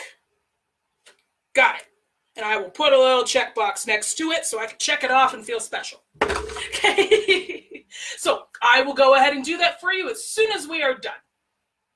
Ren says the offer in the past hasn't been about divination. This is fully new restart. Yeah. Okay. So Ren says connecting relationship leads is the gap for me. Okay. So if that is a gap for you, if thinking about creating relationships is a hard thing for you to think about, view it in this kind of way. We work on a social media platform a lot of the time, right? If we don't have in-person people, we are talking on social media. People, especially on Facebook, come on here to create relationships. We join groups with like-minded people so we don't feel alone. We go to meet friends. We go to maybe find a mentor or a coach, someone to help us expand in an area of our life. And humans love to learn. So when you meet somebody, it's even seeing it, perhaps see it from this way for your cards. One of the very first challenges we did in this group was the Quick Start Your Intuitive Tarot Reading Practice Challenge. First day, I taught you how to interview your cards, because it's like you sit down at a job interview and you don't say who you are. You don't say your name. You don't ask questions. You don't say your strengths and weaknesses. You do that with your cards, and the exact same thing with people. You sit down, you introduce them to yourself. You share something. For example, in one group today, someone asked about how do you use your deck? Like, how do you use different decks for different things if you own more than one? I just commented and said that I interview my cards before, like when I first get the deck, so I know where it goes, and I use each deck for different things. And someone asked me, someone replied and was like, hey, can you explain more about that? Absolutely. So I sit down, I interview it after flipping through the cards, and that tells me the strengths and weaknesses of the deck. I recommend this for my students, and it always works, no matter what divination system they're using. They said, cool, can I learn more about that? Sure, here's a link to my challenge. Literally happened 10 minutes before we got on the workshop, right? I just gave my opinion. I told them what I do. I made a relationship, and I asked first, do you mind if I shoot you a message with the link? And they said, yeah, so I did. I made a relationship. I don't know where that's going to go, but that's what happens. Or, for example, last year, after I got my Reiki certification, I went ahead and posted up in one of the groups that I was looking for testimonials. And if people would like to sign up, it's free. I was going to give a card reading with it, but I needed testimonials for my Reiki stuff. And one of the people I met with, I asked that they were okay. Actually, two of them. One of them is in the 6-week program now. I just talked to them. I asked them questions. I asked them how they are, if they have issues with their body. I made small talk with them.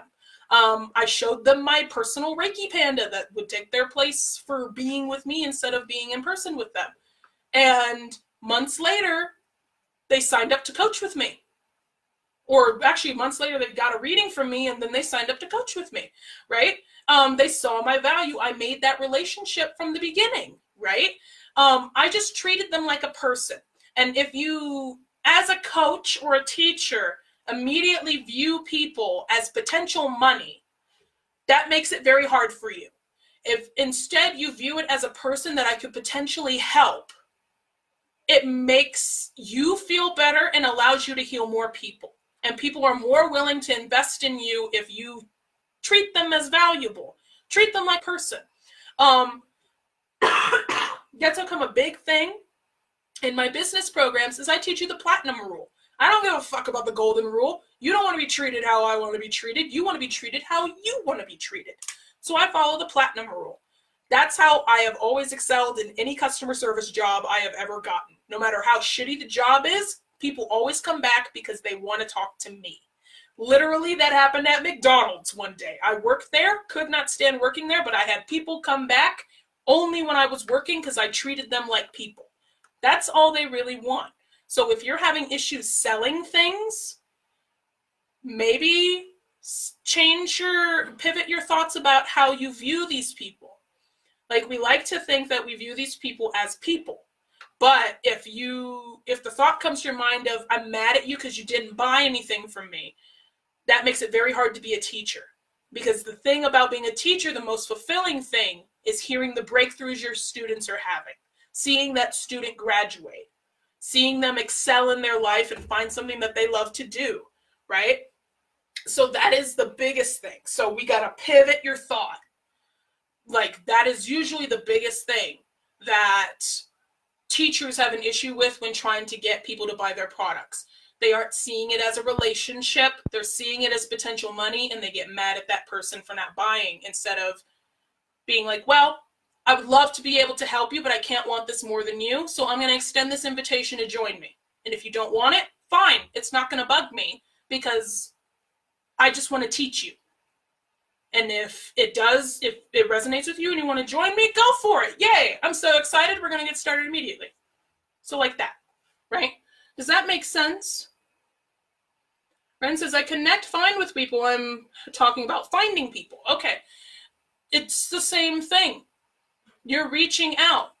Like, this is something, like, to be very honest, think about where you first started, depending on what your business is. A lot of the times, your business is your clients are a reflection of who you are. So if you were looking for something, where would you hang out?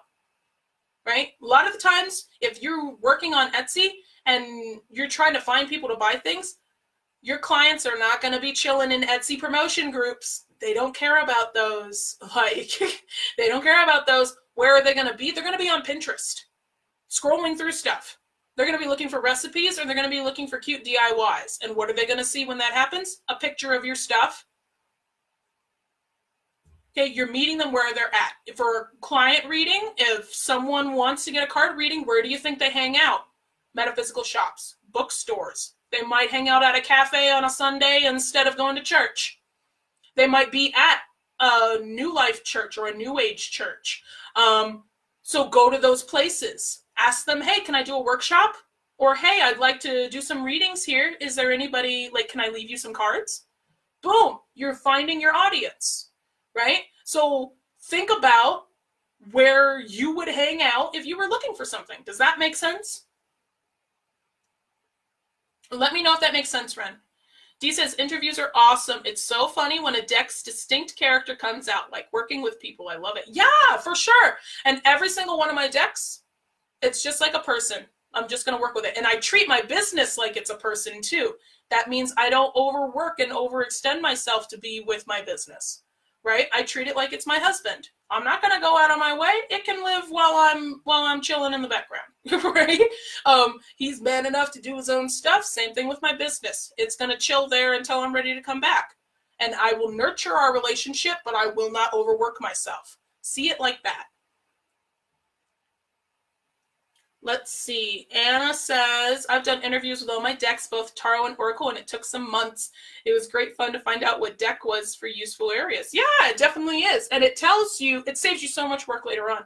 Hi, Angela. Thank you so much for joining us. Dee says, I would happily do anything for people. Always happy to help, but find it hard to charge for it. Yeah, and that's a potential block. It's like you're withholding information.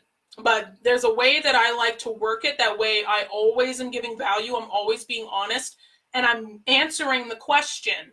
But at the same time, having no problem with, no problem asking for the price, right? So that's a block that you got to work past. Ren says, yes, I like the idea of having cards to loop them in. Awesome. So that would mean maybe they'll get some cards, right? Yeah. Or think to yourself about potential divination that would be able to help you. Like, the reason I learned palm reading is because I thought, well, what if I don't have my cards with me? And someone says, can you give me a reading right now? Sure, give me your hand. That's where I started.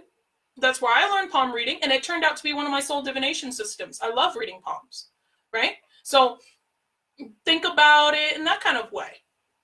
Think outside the box a little bit and be open to those opportunities. Ren, to track where they're waiting, visiting on their own. Yeah, exactly. Exactly. So those are our teachers. Teachers, it can be very hard, but I want you to succeed, so I'm more than happy to be here to help you. So our last ones are readers. I actually expected there to be more readers on this call than teachers, but I'm so glad that there's a lot of teachers on here because I got to talk to you as a teacher to you. Readers, you heal the world through your cards, right? Which, by the way, if you came in late, be sure to check in the description and take the business modality quiz and then rewatch so you can see us talking about each of the different business modalities. Our readers, they go through psychic insight and magical crafts. Okay, anything that you are using divination, which it's recently come to my attention. Well, I've heard it a lot, but it never really clicked to me how the magical community puts divination on a pedestal, puts our readers on a pedestal because they consider it one of the most advanced magics that you could be a part of. So all of you that want to be readers and that got being a reader as your main business modality, you are an energetic badass, right? You are so high level. And I want you to give yourself more credit for that. Even if you aren't a reader as a part of your business modality and you do divination, you are a badass for trying this because the magical community like puts you on such a fucking pedestal and puts especially you teachers that want to teach divination on a pedestal that it's just like, you guys are the knees of the bees. I just want to put that out there. You are such a unique butterfly that your business revolves around pure energy work, either through, excuse me, spells or ritual or psychic readings. I am counting our witches that do spells for a living under our readers because you are working with pure energy here. So this is kind of our readers / spell workers here. So I want you to fly your intuitive flag and come out of the broom closet, because that's one of the biggest detriments to being a reader, is you hide your face. You use a stock photo on the hotlines instead of using your actual face, or you don't use your real name. I want you to come out of the broom closet with this and tell people I am a reader. It can be very hard because it's one of those unique branches of metaphysical businesses that people immediately think of, but they think of it in a negative connotation. But I want you to own it. You're a reader.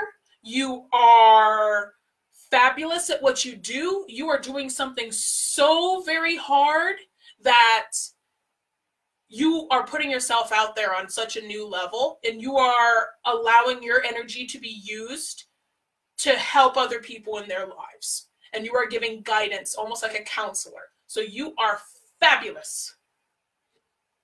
Let's see. Dee says, I suck at selfies. Don't have anyone to help me take pics. That's okay. That's okay.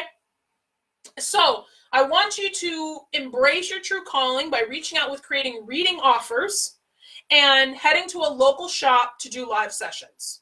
Okay? If you don't have something in your area, I want you to pop on Facebook. Hey, I'm going to be at this coffee shop. Come see me if you want a reading done. Super easy. And it takes persistence. It takes some doing. But the worst thing as a reader that you could do is give your things away for free. I understand that there's this thing that's like, if I don't know how you're reading, how can I pay for you? But I don't want to see you ever doing a live stream or a thread again without asking for some kind of equal energy exchange. Whether that's reviews, testimonials, whatever you do, you need to ask for some kind of equal energy exchange. Because if this is your business modality, I want you to treat it like a business. That your time is worth something, even if it's just slinging cards or just using a pendulum or just reading palms or whatever the heck that you're doing. I want you to start treating it very seriously and don't allow anybody to take what you have for free. You can talk about why you need a reading or different aspects of a reading or the right way to ask questions when you're getting a reading or what to do after you get a reading, whatever it is. I just want you to start treating it seriously, right? Please don't give it away for free. And it says introvert that doesn't like to show off myself and having a really hard time setting a price on my work. Tried doing a live reading in your group last year and survived. I know, and I was so proud of you for doing that.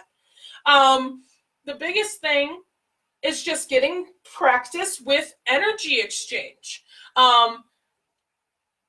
We feel creepy for putting it out there that we want to give donations, like asking for donations, or saying, hey, you can only have a reading if you give me a testimonial, or if you hop on my page and give me a review, that kind of thing. We always have issue with that because it feels like we're taking something, but see it like this. All of these other modalities are services. You are giving a physical product, or you are giving a product that costs something, whether that's time or energy. This is one that costs both. You are like a hairdresser. Hairdressers get tipped, actually, but they get paid for what they're doing.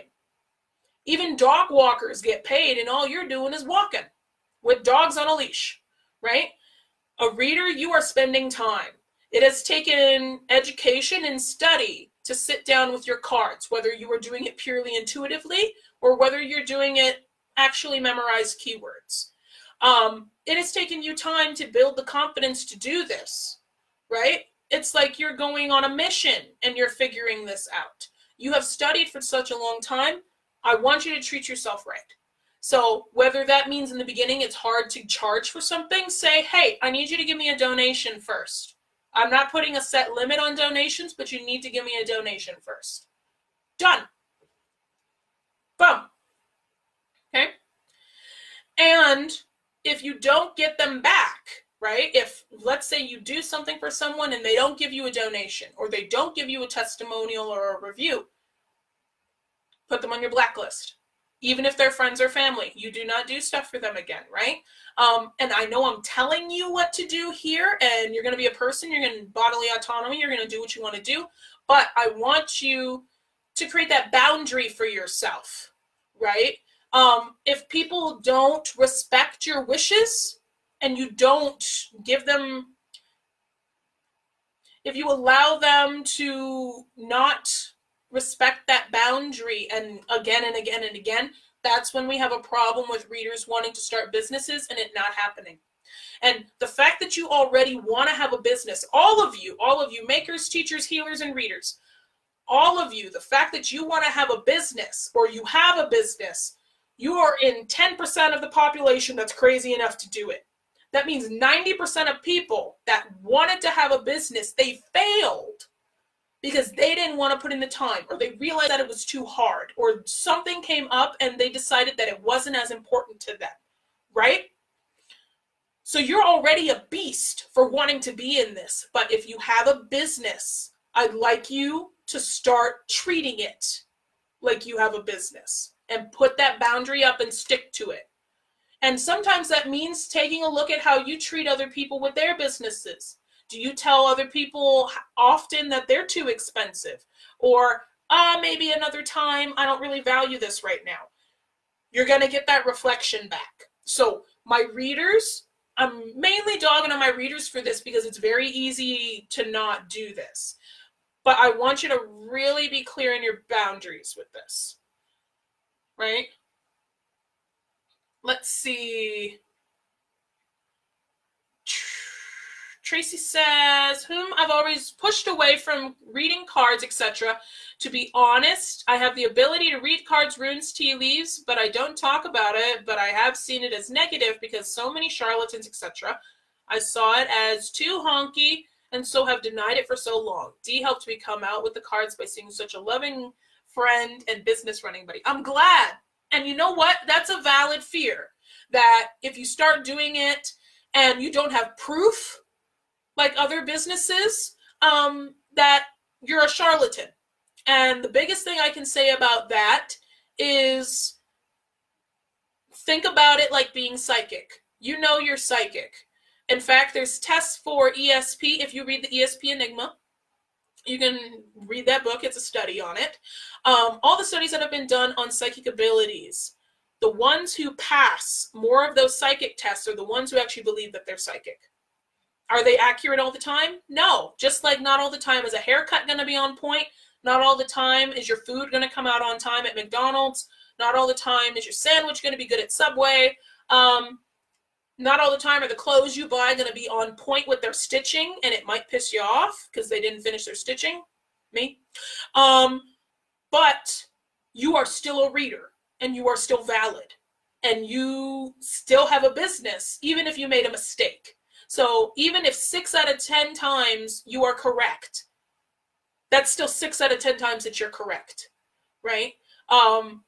If you're going to be wrong sometimes, that's a fact you're going to have to face, is sometimes you're going to be wrong, okay? I've been wrong in readings. A lot of the times it's if somebody is being abused. I pick up on them instead of the person I'm supposed to be reading for. But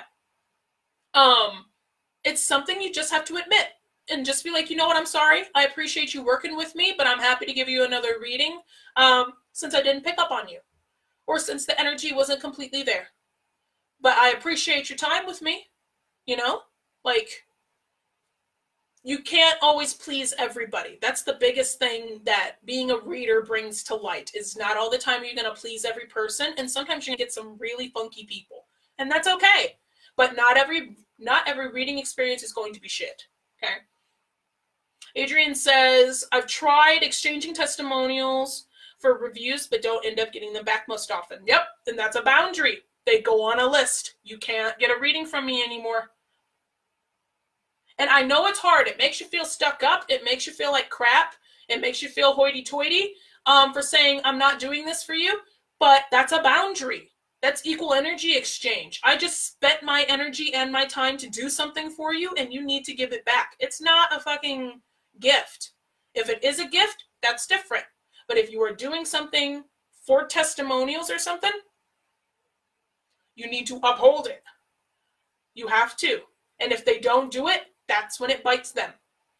Then release them. Okay? And I know I'm being a real hard ass about that, but that's something that I really... Boundaries are a big thing for me. Okay? And I know you're doing fabulous, but I really want you to respect your boundaries because you're so worth it. Anna says, it takes a lot of energy too, at least if I'm doing a well done job for my client or a gift for a friend. Yeah, it does. It takes a lot of energy. And it's very undervalued. But the more you do it and the more you get equal energy exchange for it, the easier it's going to be for you to ask for payment. And the easier it's going to be for you to make a living off of it. Whether you're working on the hotlines or doing readings locally or on Etsy selling readings, whatever you're doing. You just got to do it. You got to work on your boundaries. Ren says, something I heard for launching as a reader, sit at a nonprofit event with the fee going to the event. It gives you a wide audience, separates money stuff from you, and theoretically lowers pressure since it's not you who was paid. That, it depends on you. It depends on what you want to do. If you feel like it'll be worth it to do that and you want just exposure, go for it. It really depends. It really depends. Like this Sunday, I'm going to be doing readings at a local shop, but I'm not going to be doing it as a nonprofit, right? I'm going to be, I think it's $20 a reading, And that's actually way under what I normally charge. My prices are up in the hundreds this year. So if you feel like it's worth it to you, go for it. Whatever. But if that doesn't vibe for you, then don't force yourself to do it. Okay? There are lots of ways that you can be very creative and put yourself out there for readings. But that is an option if you're comfortable with it. Dee said, what about card pulls in small groups that you've created? The card pulls are helpful to create interaction. Is that itself equal energy exchange? You're asking for interaction. I have mentioned if anyone wants full readings, they can PM. My intention was to ask for donations. That might be a silly question. No, it's not a silly question. There's no such thing as silly questions. My big thing is just make sure there's equal energy exchange. If you are okay with having that interaction, okay. However, just doing it in a group for free, if you're not practicing a deck or something along those lines, it creates that kind of vibe that they can just come to you at any time, right? Donations are good because that puts it out there that you are asking for something. If you don't get anything, that's okay. But it starts to create that expectation that typically you want to receive something first, right? But typically, if to start for practice, as long as there is equal energy exchange, I'm good for it. That's how come the big rule for this group for me. You can go live and do readings or healings or whatever, but there needs to be equal energy exchange. And I personally make sure that I follow up with people and they make sure that you get everything. Because I know how that feels. And when people don't follow through, it's really crap. And if they don't follow through, they get removed from the group. But it's just about the manner in which you do it. Does that make sense, Dee? Let me know. Ren says, is it just exposure if you care about the nonprofit? If you care about the nonprofit and you want to do it, then I would at least keep a record of how much each reading typically would be. And because it's for a nonprofit, I'd write that off on your taxes. Right? So I would do that. Dee said, thank you. I'll be more open about the donations. Awesome sauce. And yes, it does. Cool. But at least use it for your taxes. If you are going to be receiving anything and it's for the nonprofit or for a charity, take the money that you would have made off of all of your readings and put that on your taxes as a gift or as a donation, which does help you. So you could do that instead for the nonprofit. Let's see. These are really wonderful questions. I love, love, love, love, love. So I want to talk to you about these clients because there were some questions about this, about different types of clients, about how to attract certain people, that kind of thing. So let me get water first because I've been talking for, wow, almost 2 hours. And we're still not done. I knew this was going to be like 2-3 hours. So, did you know that every client that we have ever had is a version of ourselves? It's absolutely true.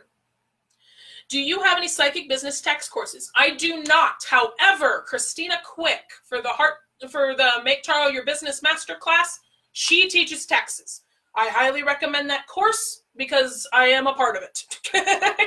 I will happily admit that I know shit about teaching taxes and I'm not a licensed tax professional. But if you want to learn about taxes, go talk to her. She's a fabulous coach. I love her to bits. Let's see. Adon Jesus says, I'm on a hotline that does text readings, usually one question per message. Ooh, are you on Fortunica?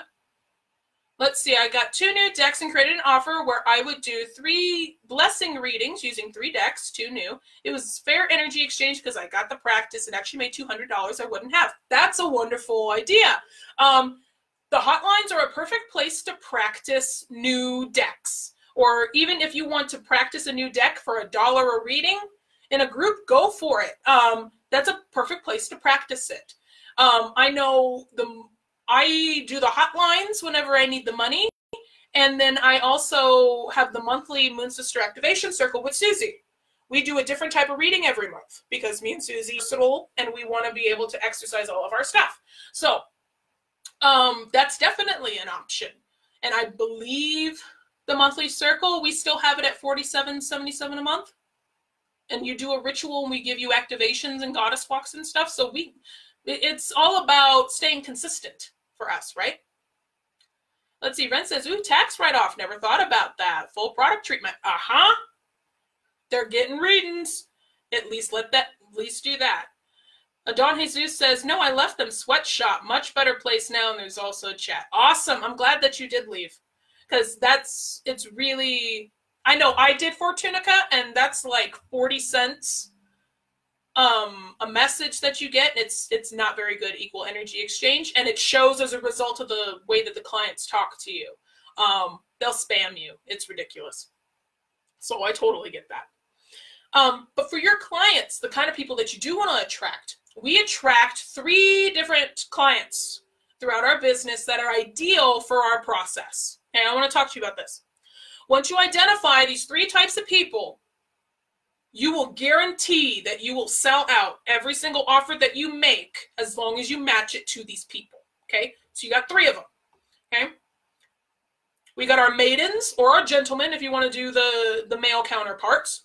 The maidens are the complete beginners at this, and they have no clue where to start. So for our readers, they're people that have never gotten a reading before. For our makers, they're your brand new people that have never gotten a product from you before. If you are a teacher, there's somebody that within your area is very new at what you teach. They might have learned it from someone else before, but typically they're new and they don't know where to start. Our healers, there's someone who has never received a healing treatment before. Okay, brand new. They are usually really new on their path. They've done very little research about it. They need a lot of recommendations, and majority of the time they have 0 confidence in themselves, and they need a really good guiding hand. They mostly live in our physical chakras. These are people with root, solar plexus, and sacral issues, right? They're in our bottoms. Let's see. Don Jesus says, it was good practice at Fortunica. I took it and left. Awesome sauce.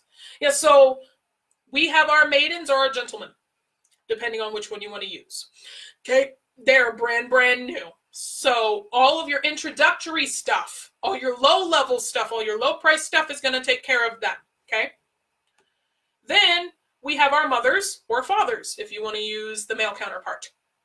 In the middle stage, the mother client has overcome the beginning challenges of the maiden, so they kind of know what they're doing now, but they have half of the confidence that they need to succeed, okay? They're halfway there. They kind of know what they're doing. They sort of know what they're doing. But this creates new problems for them to conquer, new things for them to adapt and overcome. They beat the first challenges and figuring out what they're doing, and now they've run into some new blocks that they need help with. These people do best with group communities and group programs. So your Facebook groups are very good for these kind of people because they've kind of started, but they need some more confidence and they're not 1,000% confident in this kind of thing, right? Our maidens, a lot of time, are very new and they might be a little quiet. It's when they get to that mother stage for you, or mother or father stage for you, that they are a little bit more open and they'll talk a little bit more because they're more confident in themselves, right?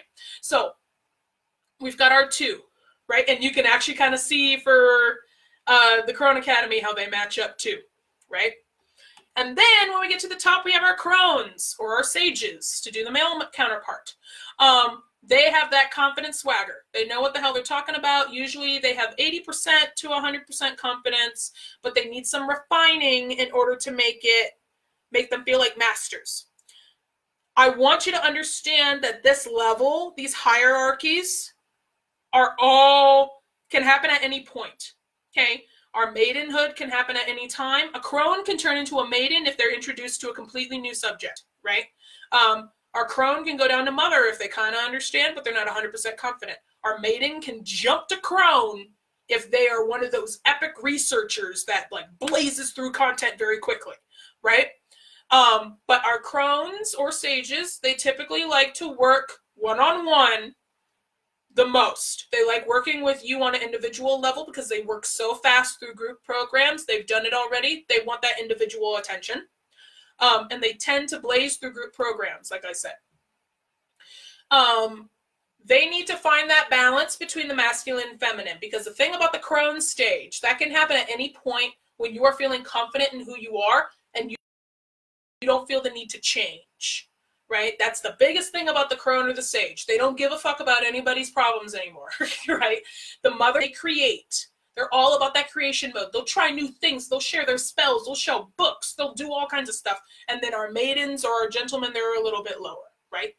So think about it on a chakra hierarchy. Our physical chakras, our root, sacral, solar plexus, they're all in our maidens or our gentlemen. Our heart chakra people are going to be the mother and father, okay, because Care Bear Stare, they're sharing with the world. And then our crones and sages are going to be at the very top, and they're taking care of our throat, our third eye, and our crown.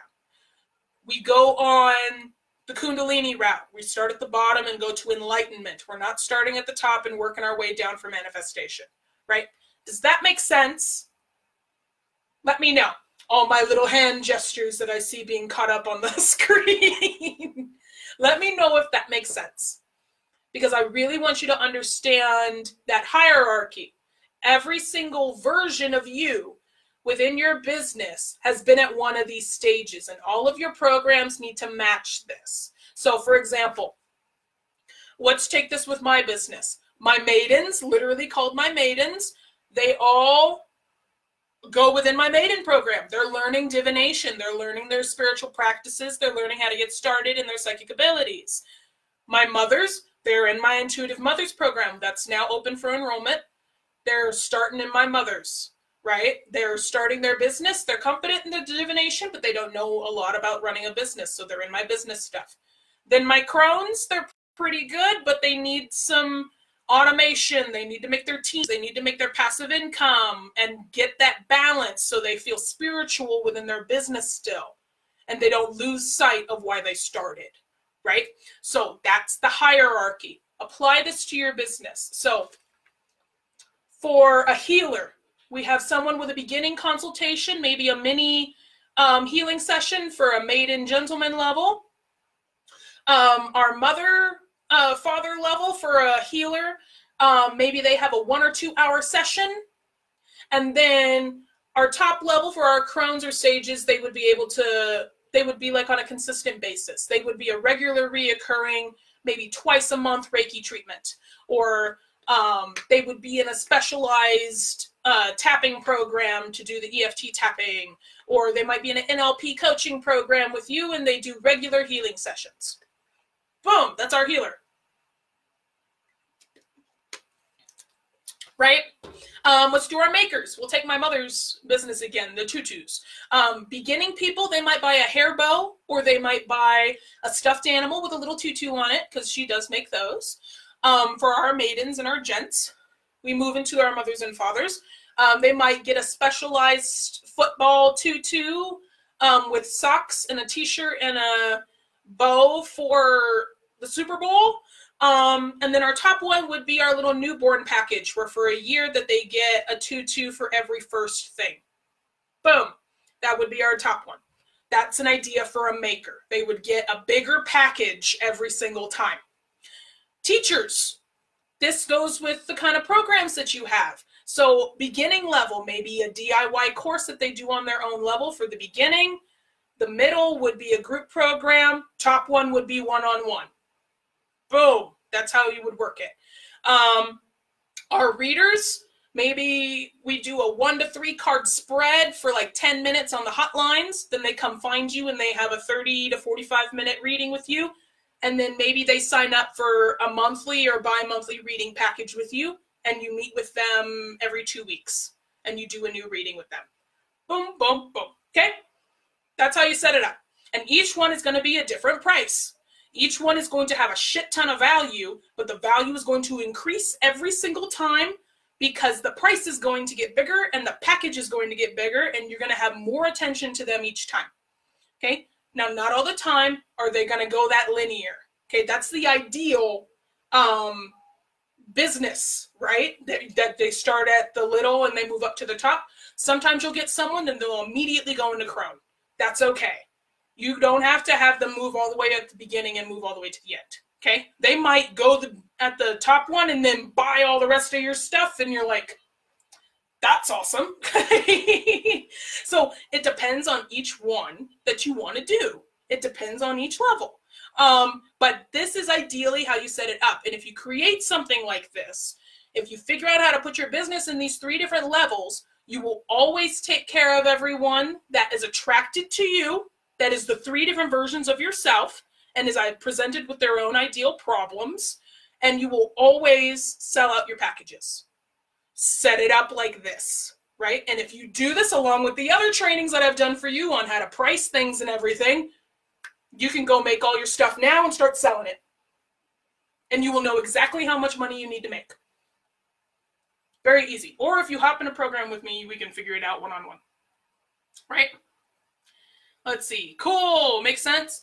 Anna says, yep, that was a great way of describing it, just finding a way to use it in real life with our business or whatever we do. Yeah, so use what I was telling you as an example for each type of business modality, right?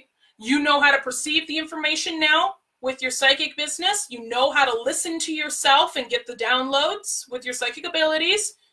Now you know how to teach people based off of which business modality you have and how to get the energy to leave. So just create something. Go make something and post it in the group. Tell me you sold it out and I will be happy as hell. Let's see. Dee says, my business is actually graphic design, which has been running for 13 years. But this is me bringing in the spiritual side gradually to balance it out and be more authentic. So that's the stage I'm at. So with the business, I'm crone, I think. But with the psychic side, maiden, if I understand correctly. Yeah. So that would actually bring you down to a mother. That would bring you right in the middle because you're incorporating a new element. Right?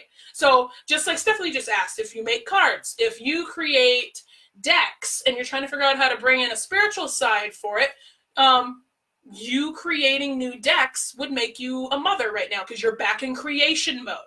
Anytime you shift your niche or shift your business slightly into a new direction, you go back down into mother because you're creating again. And you got to create content for a while. When you get to that crone stage where you're feeling nice and confident and you don't have to really create anything anymore, then you're at the crone. Then you're good, right?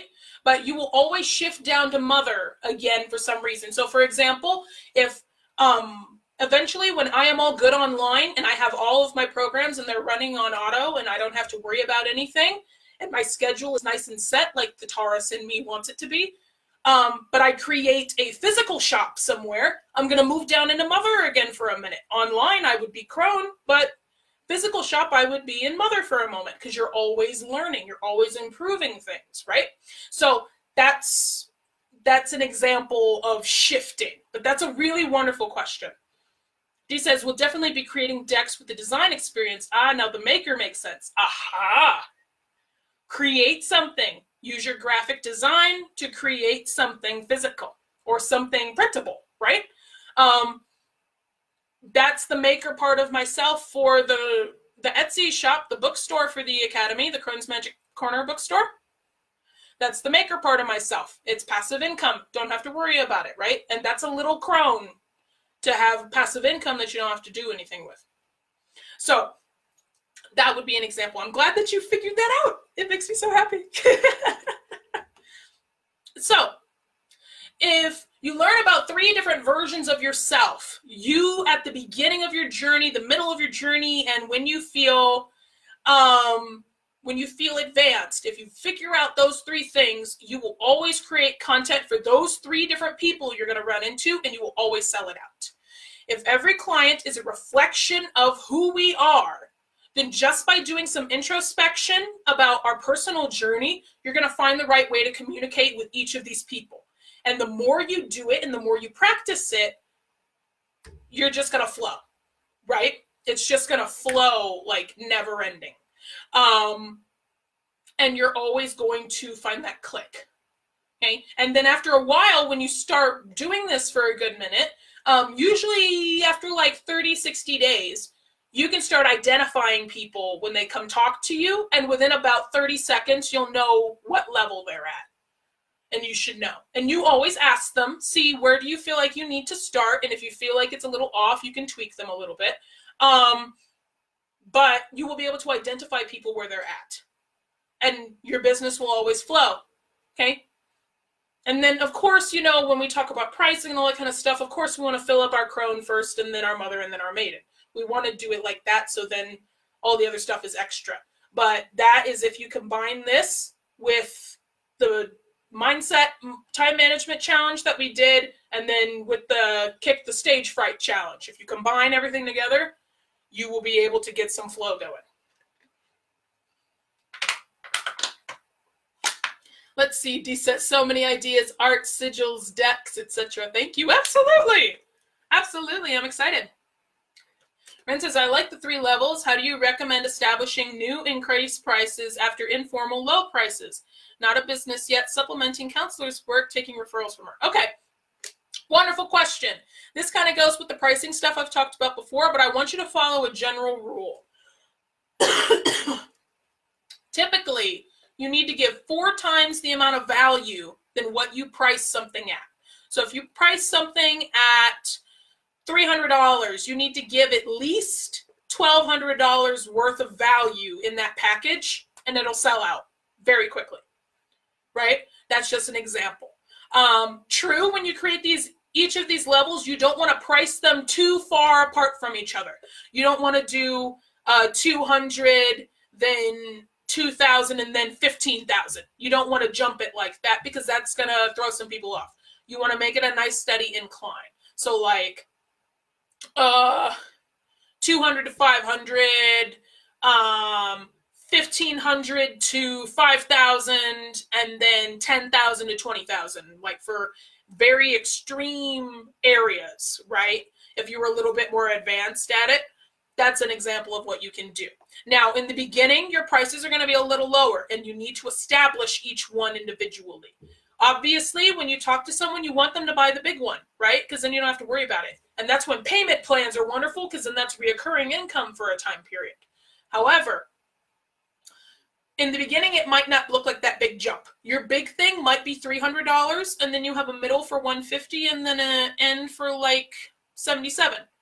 Like that. You want to do it gently. Gently rise and do it over time.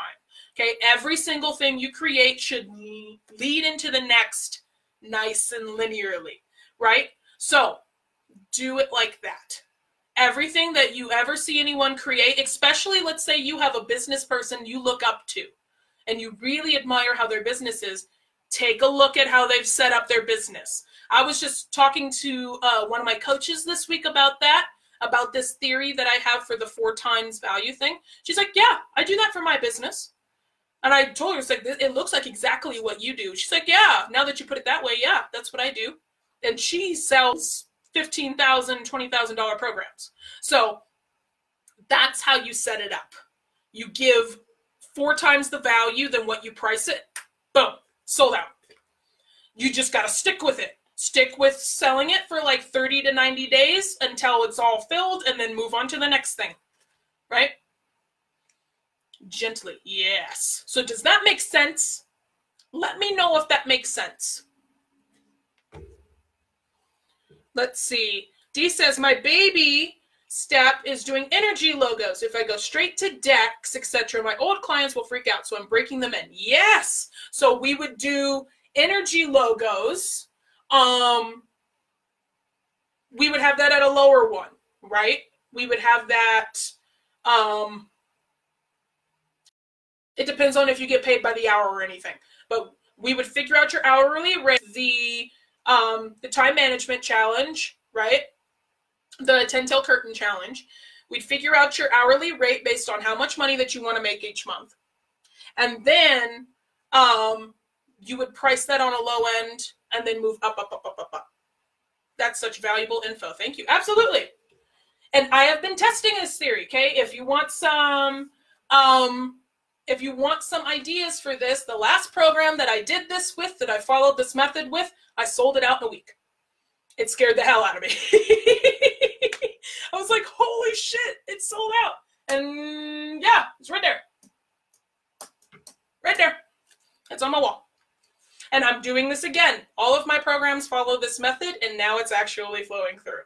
So if you just follow this and stick with it, don't change your prices, okay?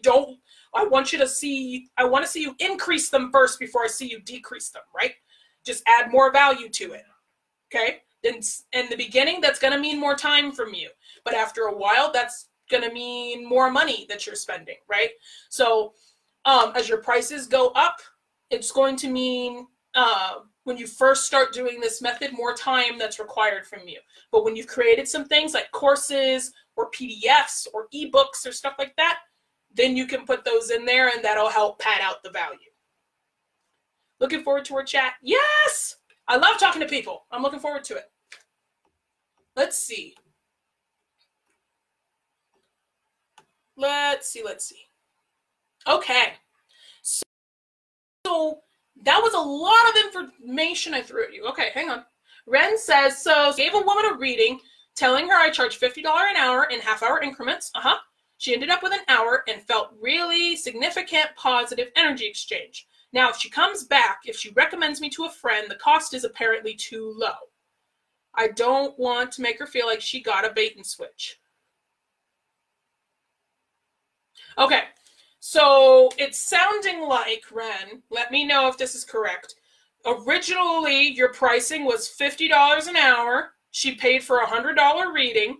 And if she recommends a new person because now your price is higher, you don't want her to feel like she got a bait and switch. Let me know if that's exactly what you mean.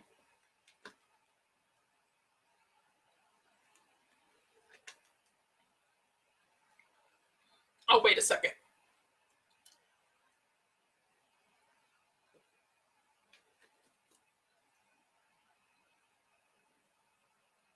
He says, me too, I'm a hermit, so when I get a chance, you can't get me to shut up. That's fine. Totally used to that. Part of the application asks you if you're ready for some breakthroughs, because a lot of the time people cry when they're on the phone. Not to scare you, but because we uncover blocks. So sometimes that requires some happy releasing tears. Just to let you know. Let me know if that's correct, Ren.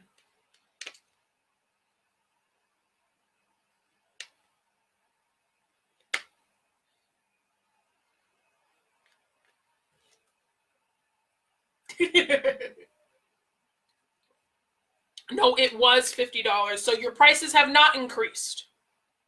Then I'm confused about the wording. Oh, now it's $50 for an hour. Okay. Why did you decrease your price?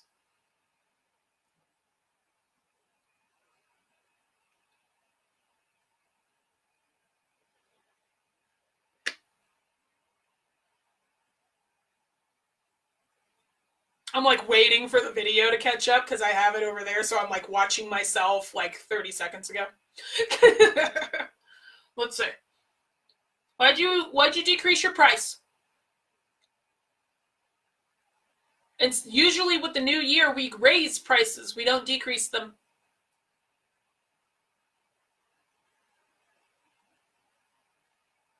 It was only $50 for the hour. Okay. Yeah. So the thing about this is if you're running a special or something, or if your price, or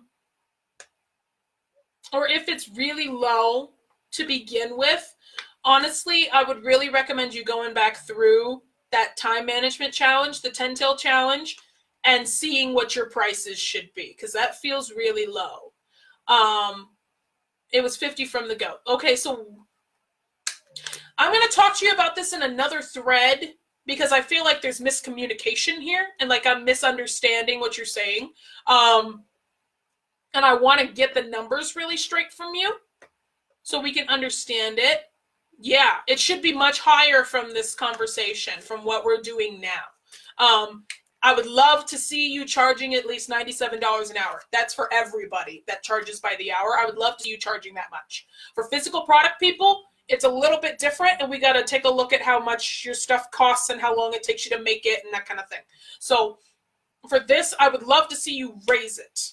But the idea is no matter what your price is changed to, okay, if someone buys something from you and it's lower and then you raise your prices, you just straight up say, hey, my price has changed. My price is raised. Because the idea is if you keep lowering it, you're going to keep attracting a lower vibe person and someone who will not value your stuff as much. And I'm not saying like low price things attract bad people. I'm not saying that. I'm saying more if you keep lowering it, you're going to continue getting people that aren't your ideal client. Your ideal maiden or gent, your low person, they are going to go above and beyond for whatever low price you put it at, right? Because they're going to see the value of the deal. But if you lower it even more, it's like you're discrediting them. So I would love for you to bump that up, because that also lowers your energy exchange, and that's how we start getting some resentment for our client, because you're not getting paid what you should be, right? Also, think about it this way. The higher the price, the less people that you need to fill the program or to book yourself out, okay? So I want to talk to you a little bit more about this. I'll tag you in a new thread after this to make sure that it's all like that we really work on the new prices for this, because I really want you to succeed for this. But if your price changes and someone else recommends someone, don't automatically, I really encourage you to not assume that they're going to think they got gypped. Okay? I really don't want you to think that. Because that's not what it is. That's usually why you can send out a bulletin to your previous clients and be like, hey, for the new year, my price increased. I know I did that this year, mostly to get rid of people that I know don't value my readings. But you can be very honest about that and just be like, hey, my price is increased for the year. So if you want a reading, you should get one before this date. And because that's when the new price goes into effect. Boom. And if they miss it, they missed it. They can't get mad at you, right? So that's an example of how you could. But I want to talk to you about this in a separate thread, because I want to make sure you get all the attention that you need for it. Or you can set up another chat with me. I know we talked before, but you can set up another chat with me and we can talk about it on there as well. Well, that's a really wonderful question.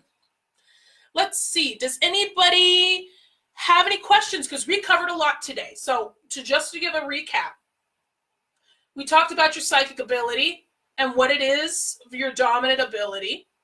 We talked and how you receive information. We talked about your business modality and how you send information out, how you heal the world. And then we talked about the 3 different types of clients that you can talk to and how they'll benefit from your stuff. And that gives you ideas for 3 different packages that you could create for your people, right? Does anybody have questions about that? Because this was a lot of information to give you. We've been chilling here for 2.5 hours. I'm getting hearts. Awesome sauce. Because you know I love questions. Even if you're watching the replay, I don't care how long this is, pop your questions in and I will go ahead and answer them.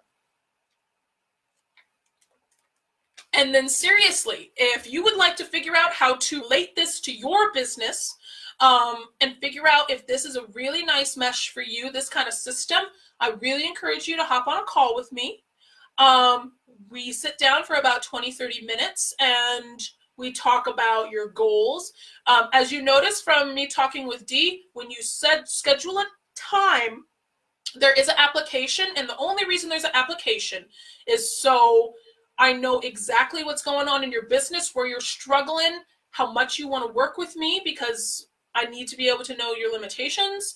And it helps save time on the call. Because when I say 20-30 minutes, I want to keep it in that so you don't waste your time and spend all day, you know, just lollygagging on the phone. So I would adore if every single one of you who showed up to this hop on a call with me. If you have coaching sessions that you've yet to redeem with me, I would love for you to cash it in. I know that some of you that are in my 6-week program, you've got VIP sessions with me, so we can absolutely talk about this stuff. But for those that aren't in any programs with me, I would love to sit down and talk to you about this. Because I want to make sure this is very well meshed into what your business is. Adonhe says, I know I was an hour late, can't get time zone straight. That's okay. But even so, this has been so valuable and I'm so thankful. I'm glad that you came in. I love having you in here. Annette says, well, so much information, gonna listen over and over. Thank you. Absolutely. And I want to remind you, if you are not an audio learner and you need some help retaining this, if you follow the link up there where it says be sure to grab the downloadable workbook and replay, if you follow that link and make a free account on the Crown Academy Vault, you can go ahead and grab the PDF for this. That way you have something to read along with it, and you get some nice visuals so you know what I'm talking about. You also get that wonderful little psychic development checkup spread that tells you where your weak points are and how you can improve your psychic abilities. And there's some wonderful information in here for you. It's a 32-page PDF because I like giving long PDFs. And you also get the bonus of the Clairs and Wares workshop that we did last year. Typically that workshop's like $47. So I'm going to give it to you guys for free as a bonus along with this, so you get a little bit more information about psychic development. And that answers some of your questions for your stuff, and you can access it right now. And once the replay for this is done processing, I'll download it and add it to the Thinkific for you guys so you can see it. So it's super fun. I just want to remind you of that. Let's see. Anna says, not now, but if something pops up, I'll go back to the replay and see if I missed something or just ask you. Yeah, just ask me. Awesome. Ren says, this is great. So much organization and clarity. Absolutely. I'm more than happy to help. Dee says, I know where I'm going, but don't know how to get there. It's very clear. You might very well get a story in the application form. That's okay. I read every single one of them, and I take notes on you guys. So definitely, if you need to tell me a story to get it all out, absolutely. Let's see. Tracy says, can't wait to get a call with you. I booked your next available slot for the VIP, but it's so long away. It's the 26th of January. Yeah. My calendar has been super, super full because I was on vacation, so it's all backed up. But definitely, again, as soon as you can. And if it's something urgent, shoot me a message on my biz page, and I will totally talk back and forth with you. And yeah, I love your questions. Better that than on the call. Absolutely. Annette says, you're so wonderful and generous and organized. Thank you for this. Absolutely. I'm totally here to help. Wendy. Hi, Wendy. Wendy says, thank you so much. Can't wait to watch this in full since I came in late. I'm glad that you came, though. I'm more than happy to have you here. Absolutely. And I'm trying to see if there's any other questions. Yeah, I just really invite you to hop on a chat with me. I'll even pop the chat link. You chat with, you can pick what day you would like to, and then be sure to fill out the app so I know where you're struggling and everything. Go ahead and do that for me. I'll go ahead and pin it even so everybody can see it. But I'd love for you to hop onto my calendar and we can talk one-on-one, and we'll meet over this. It'll be a real person. You'll be talking to me. I'm going to go ahead and get this replay up for everybody. I hope everyone has a fabulous weekend. I look forward to seeing you in the group. I'm looking forward to seeing your insights and seeing your breakthroughs and hearing all of your success stories from this. This feels like a really great workshop. This feels fabulous. I'm so happy about this.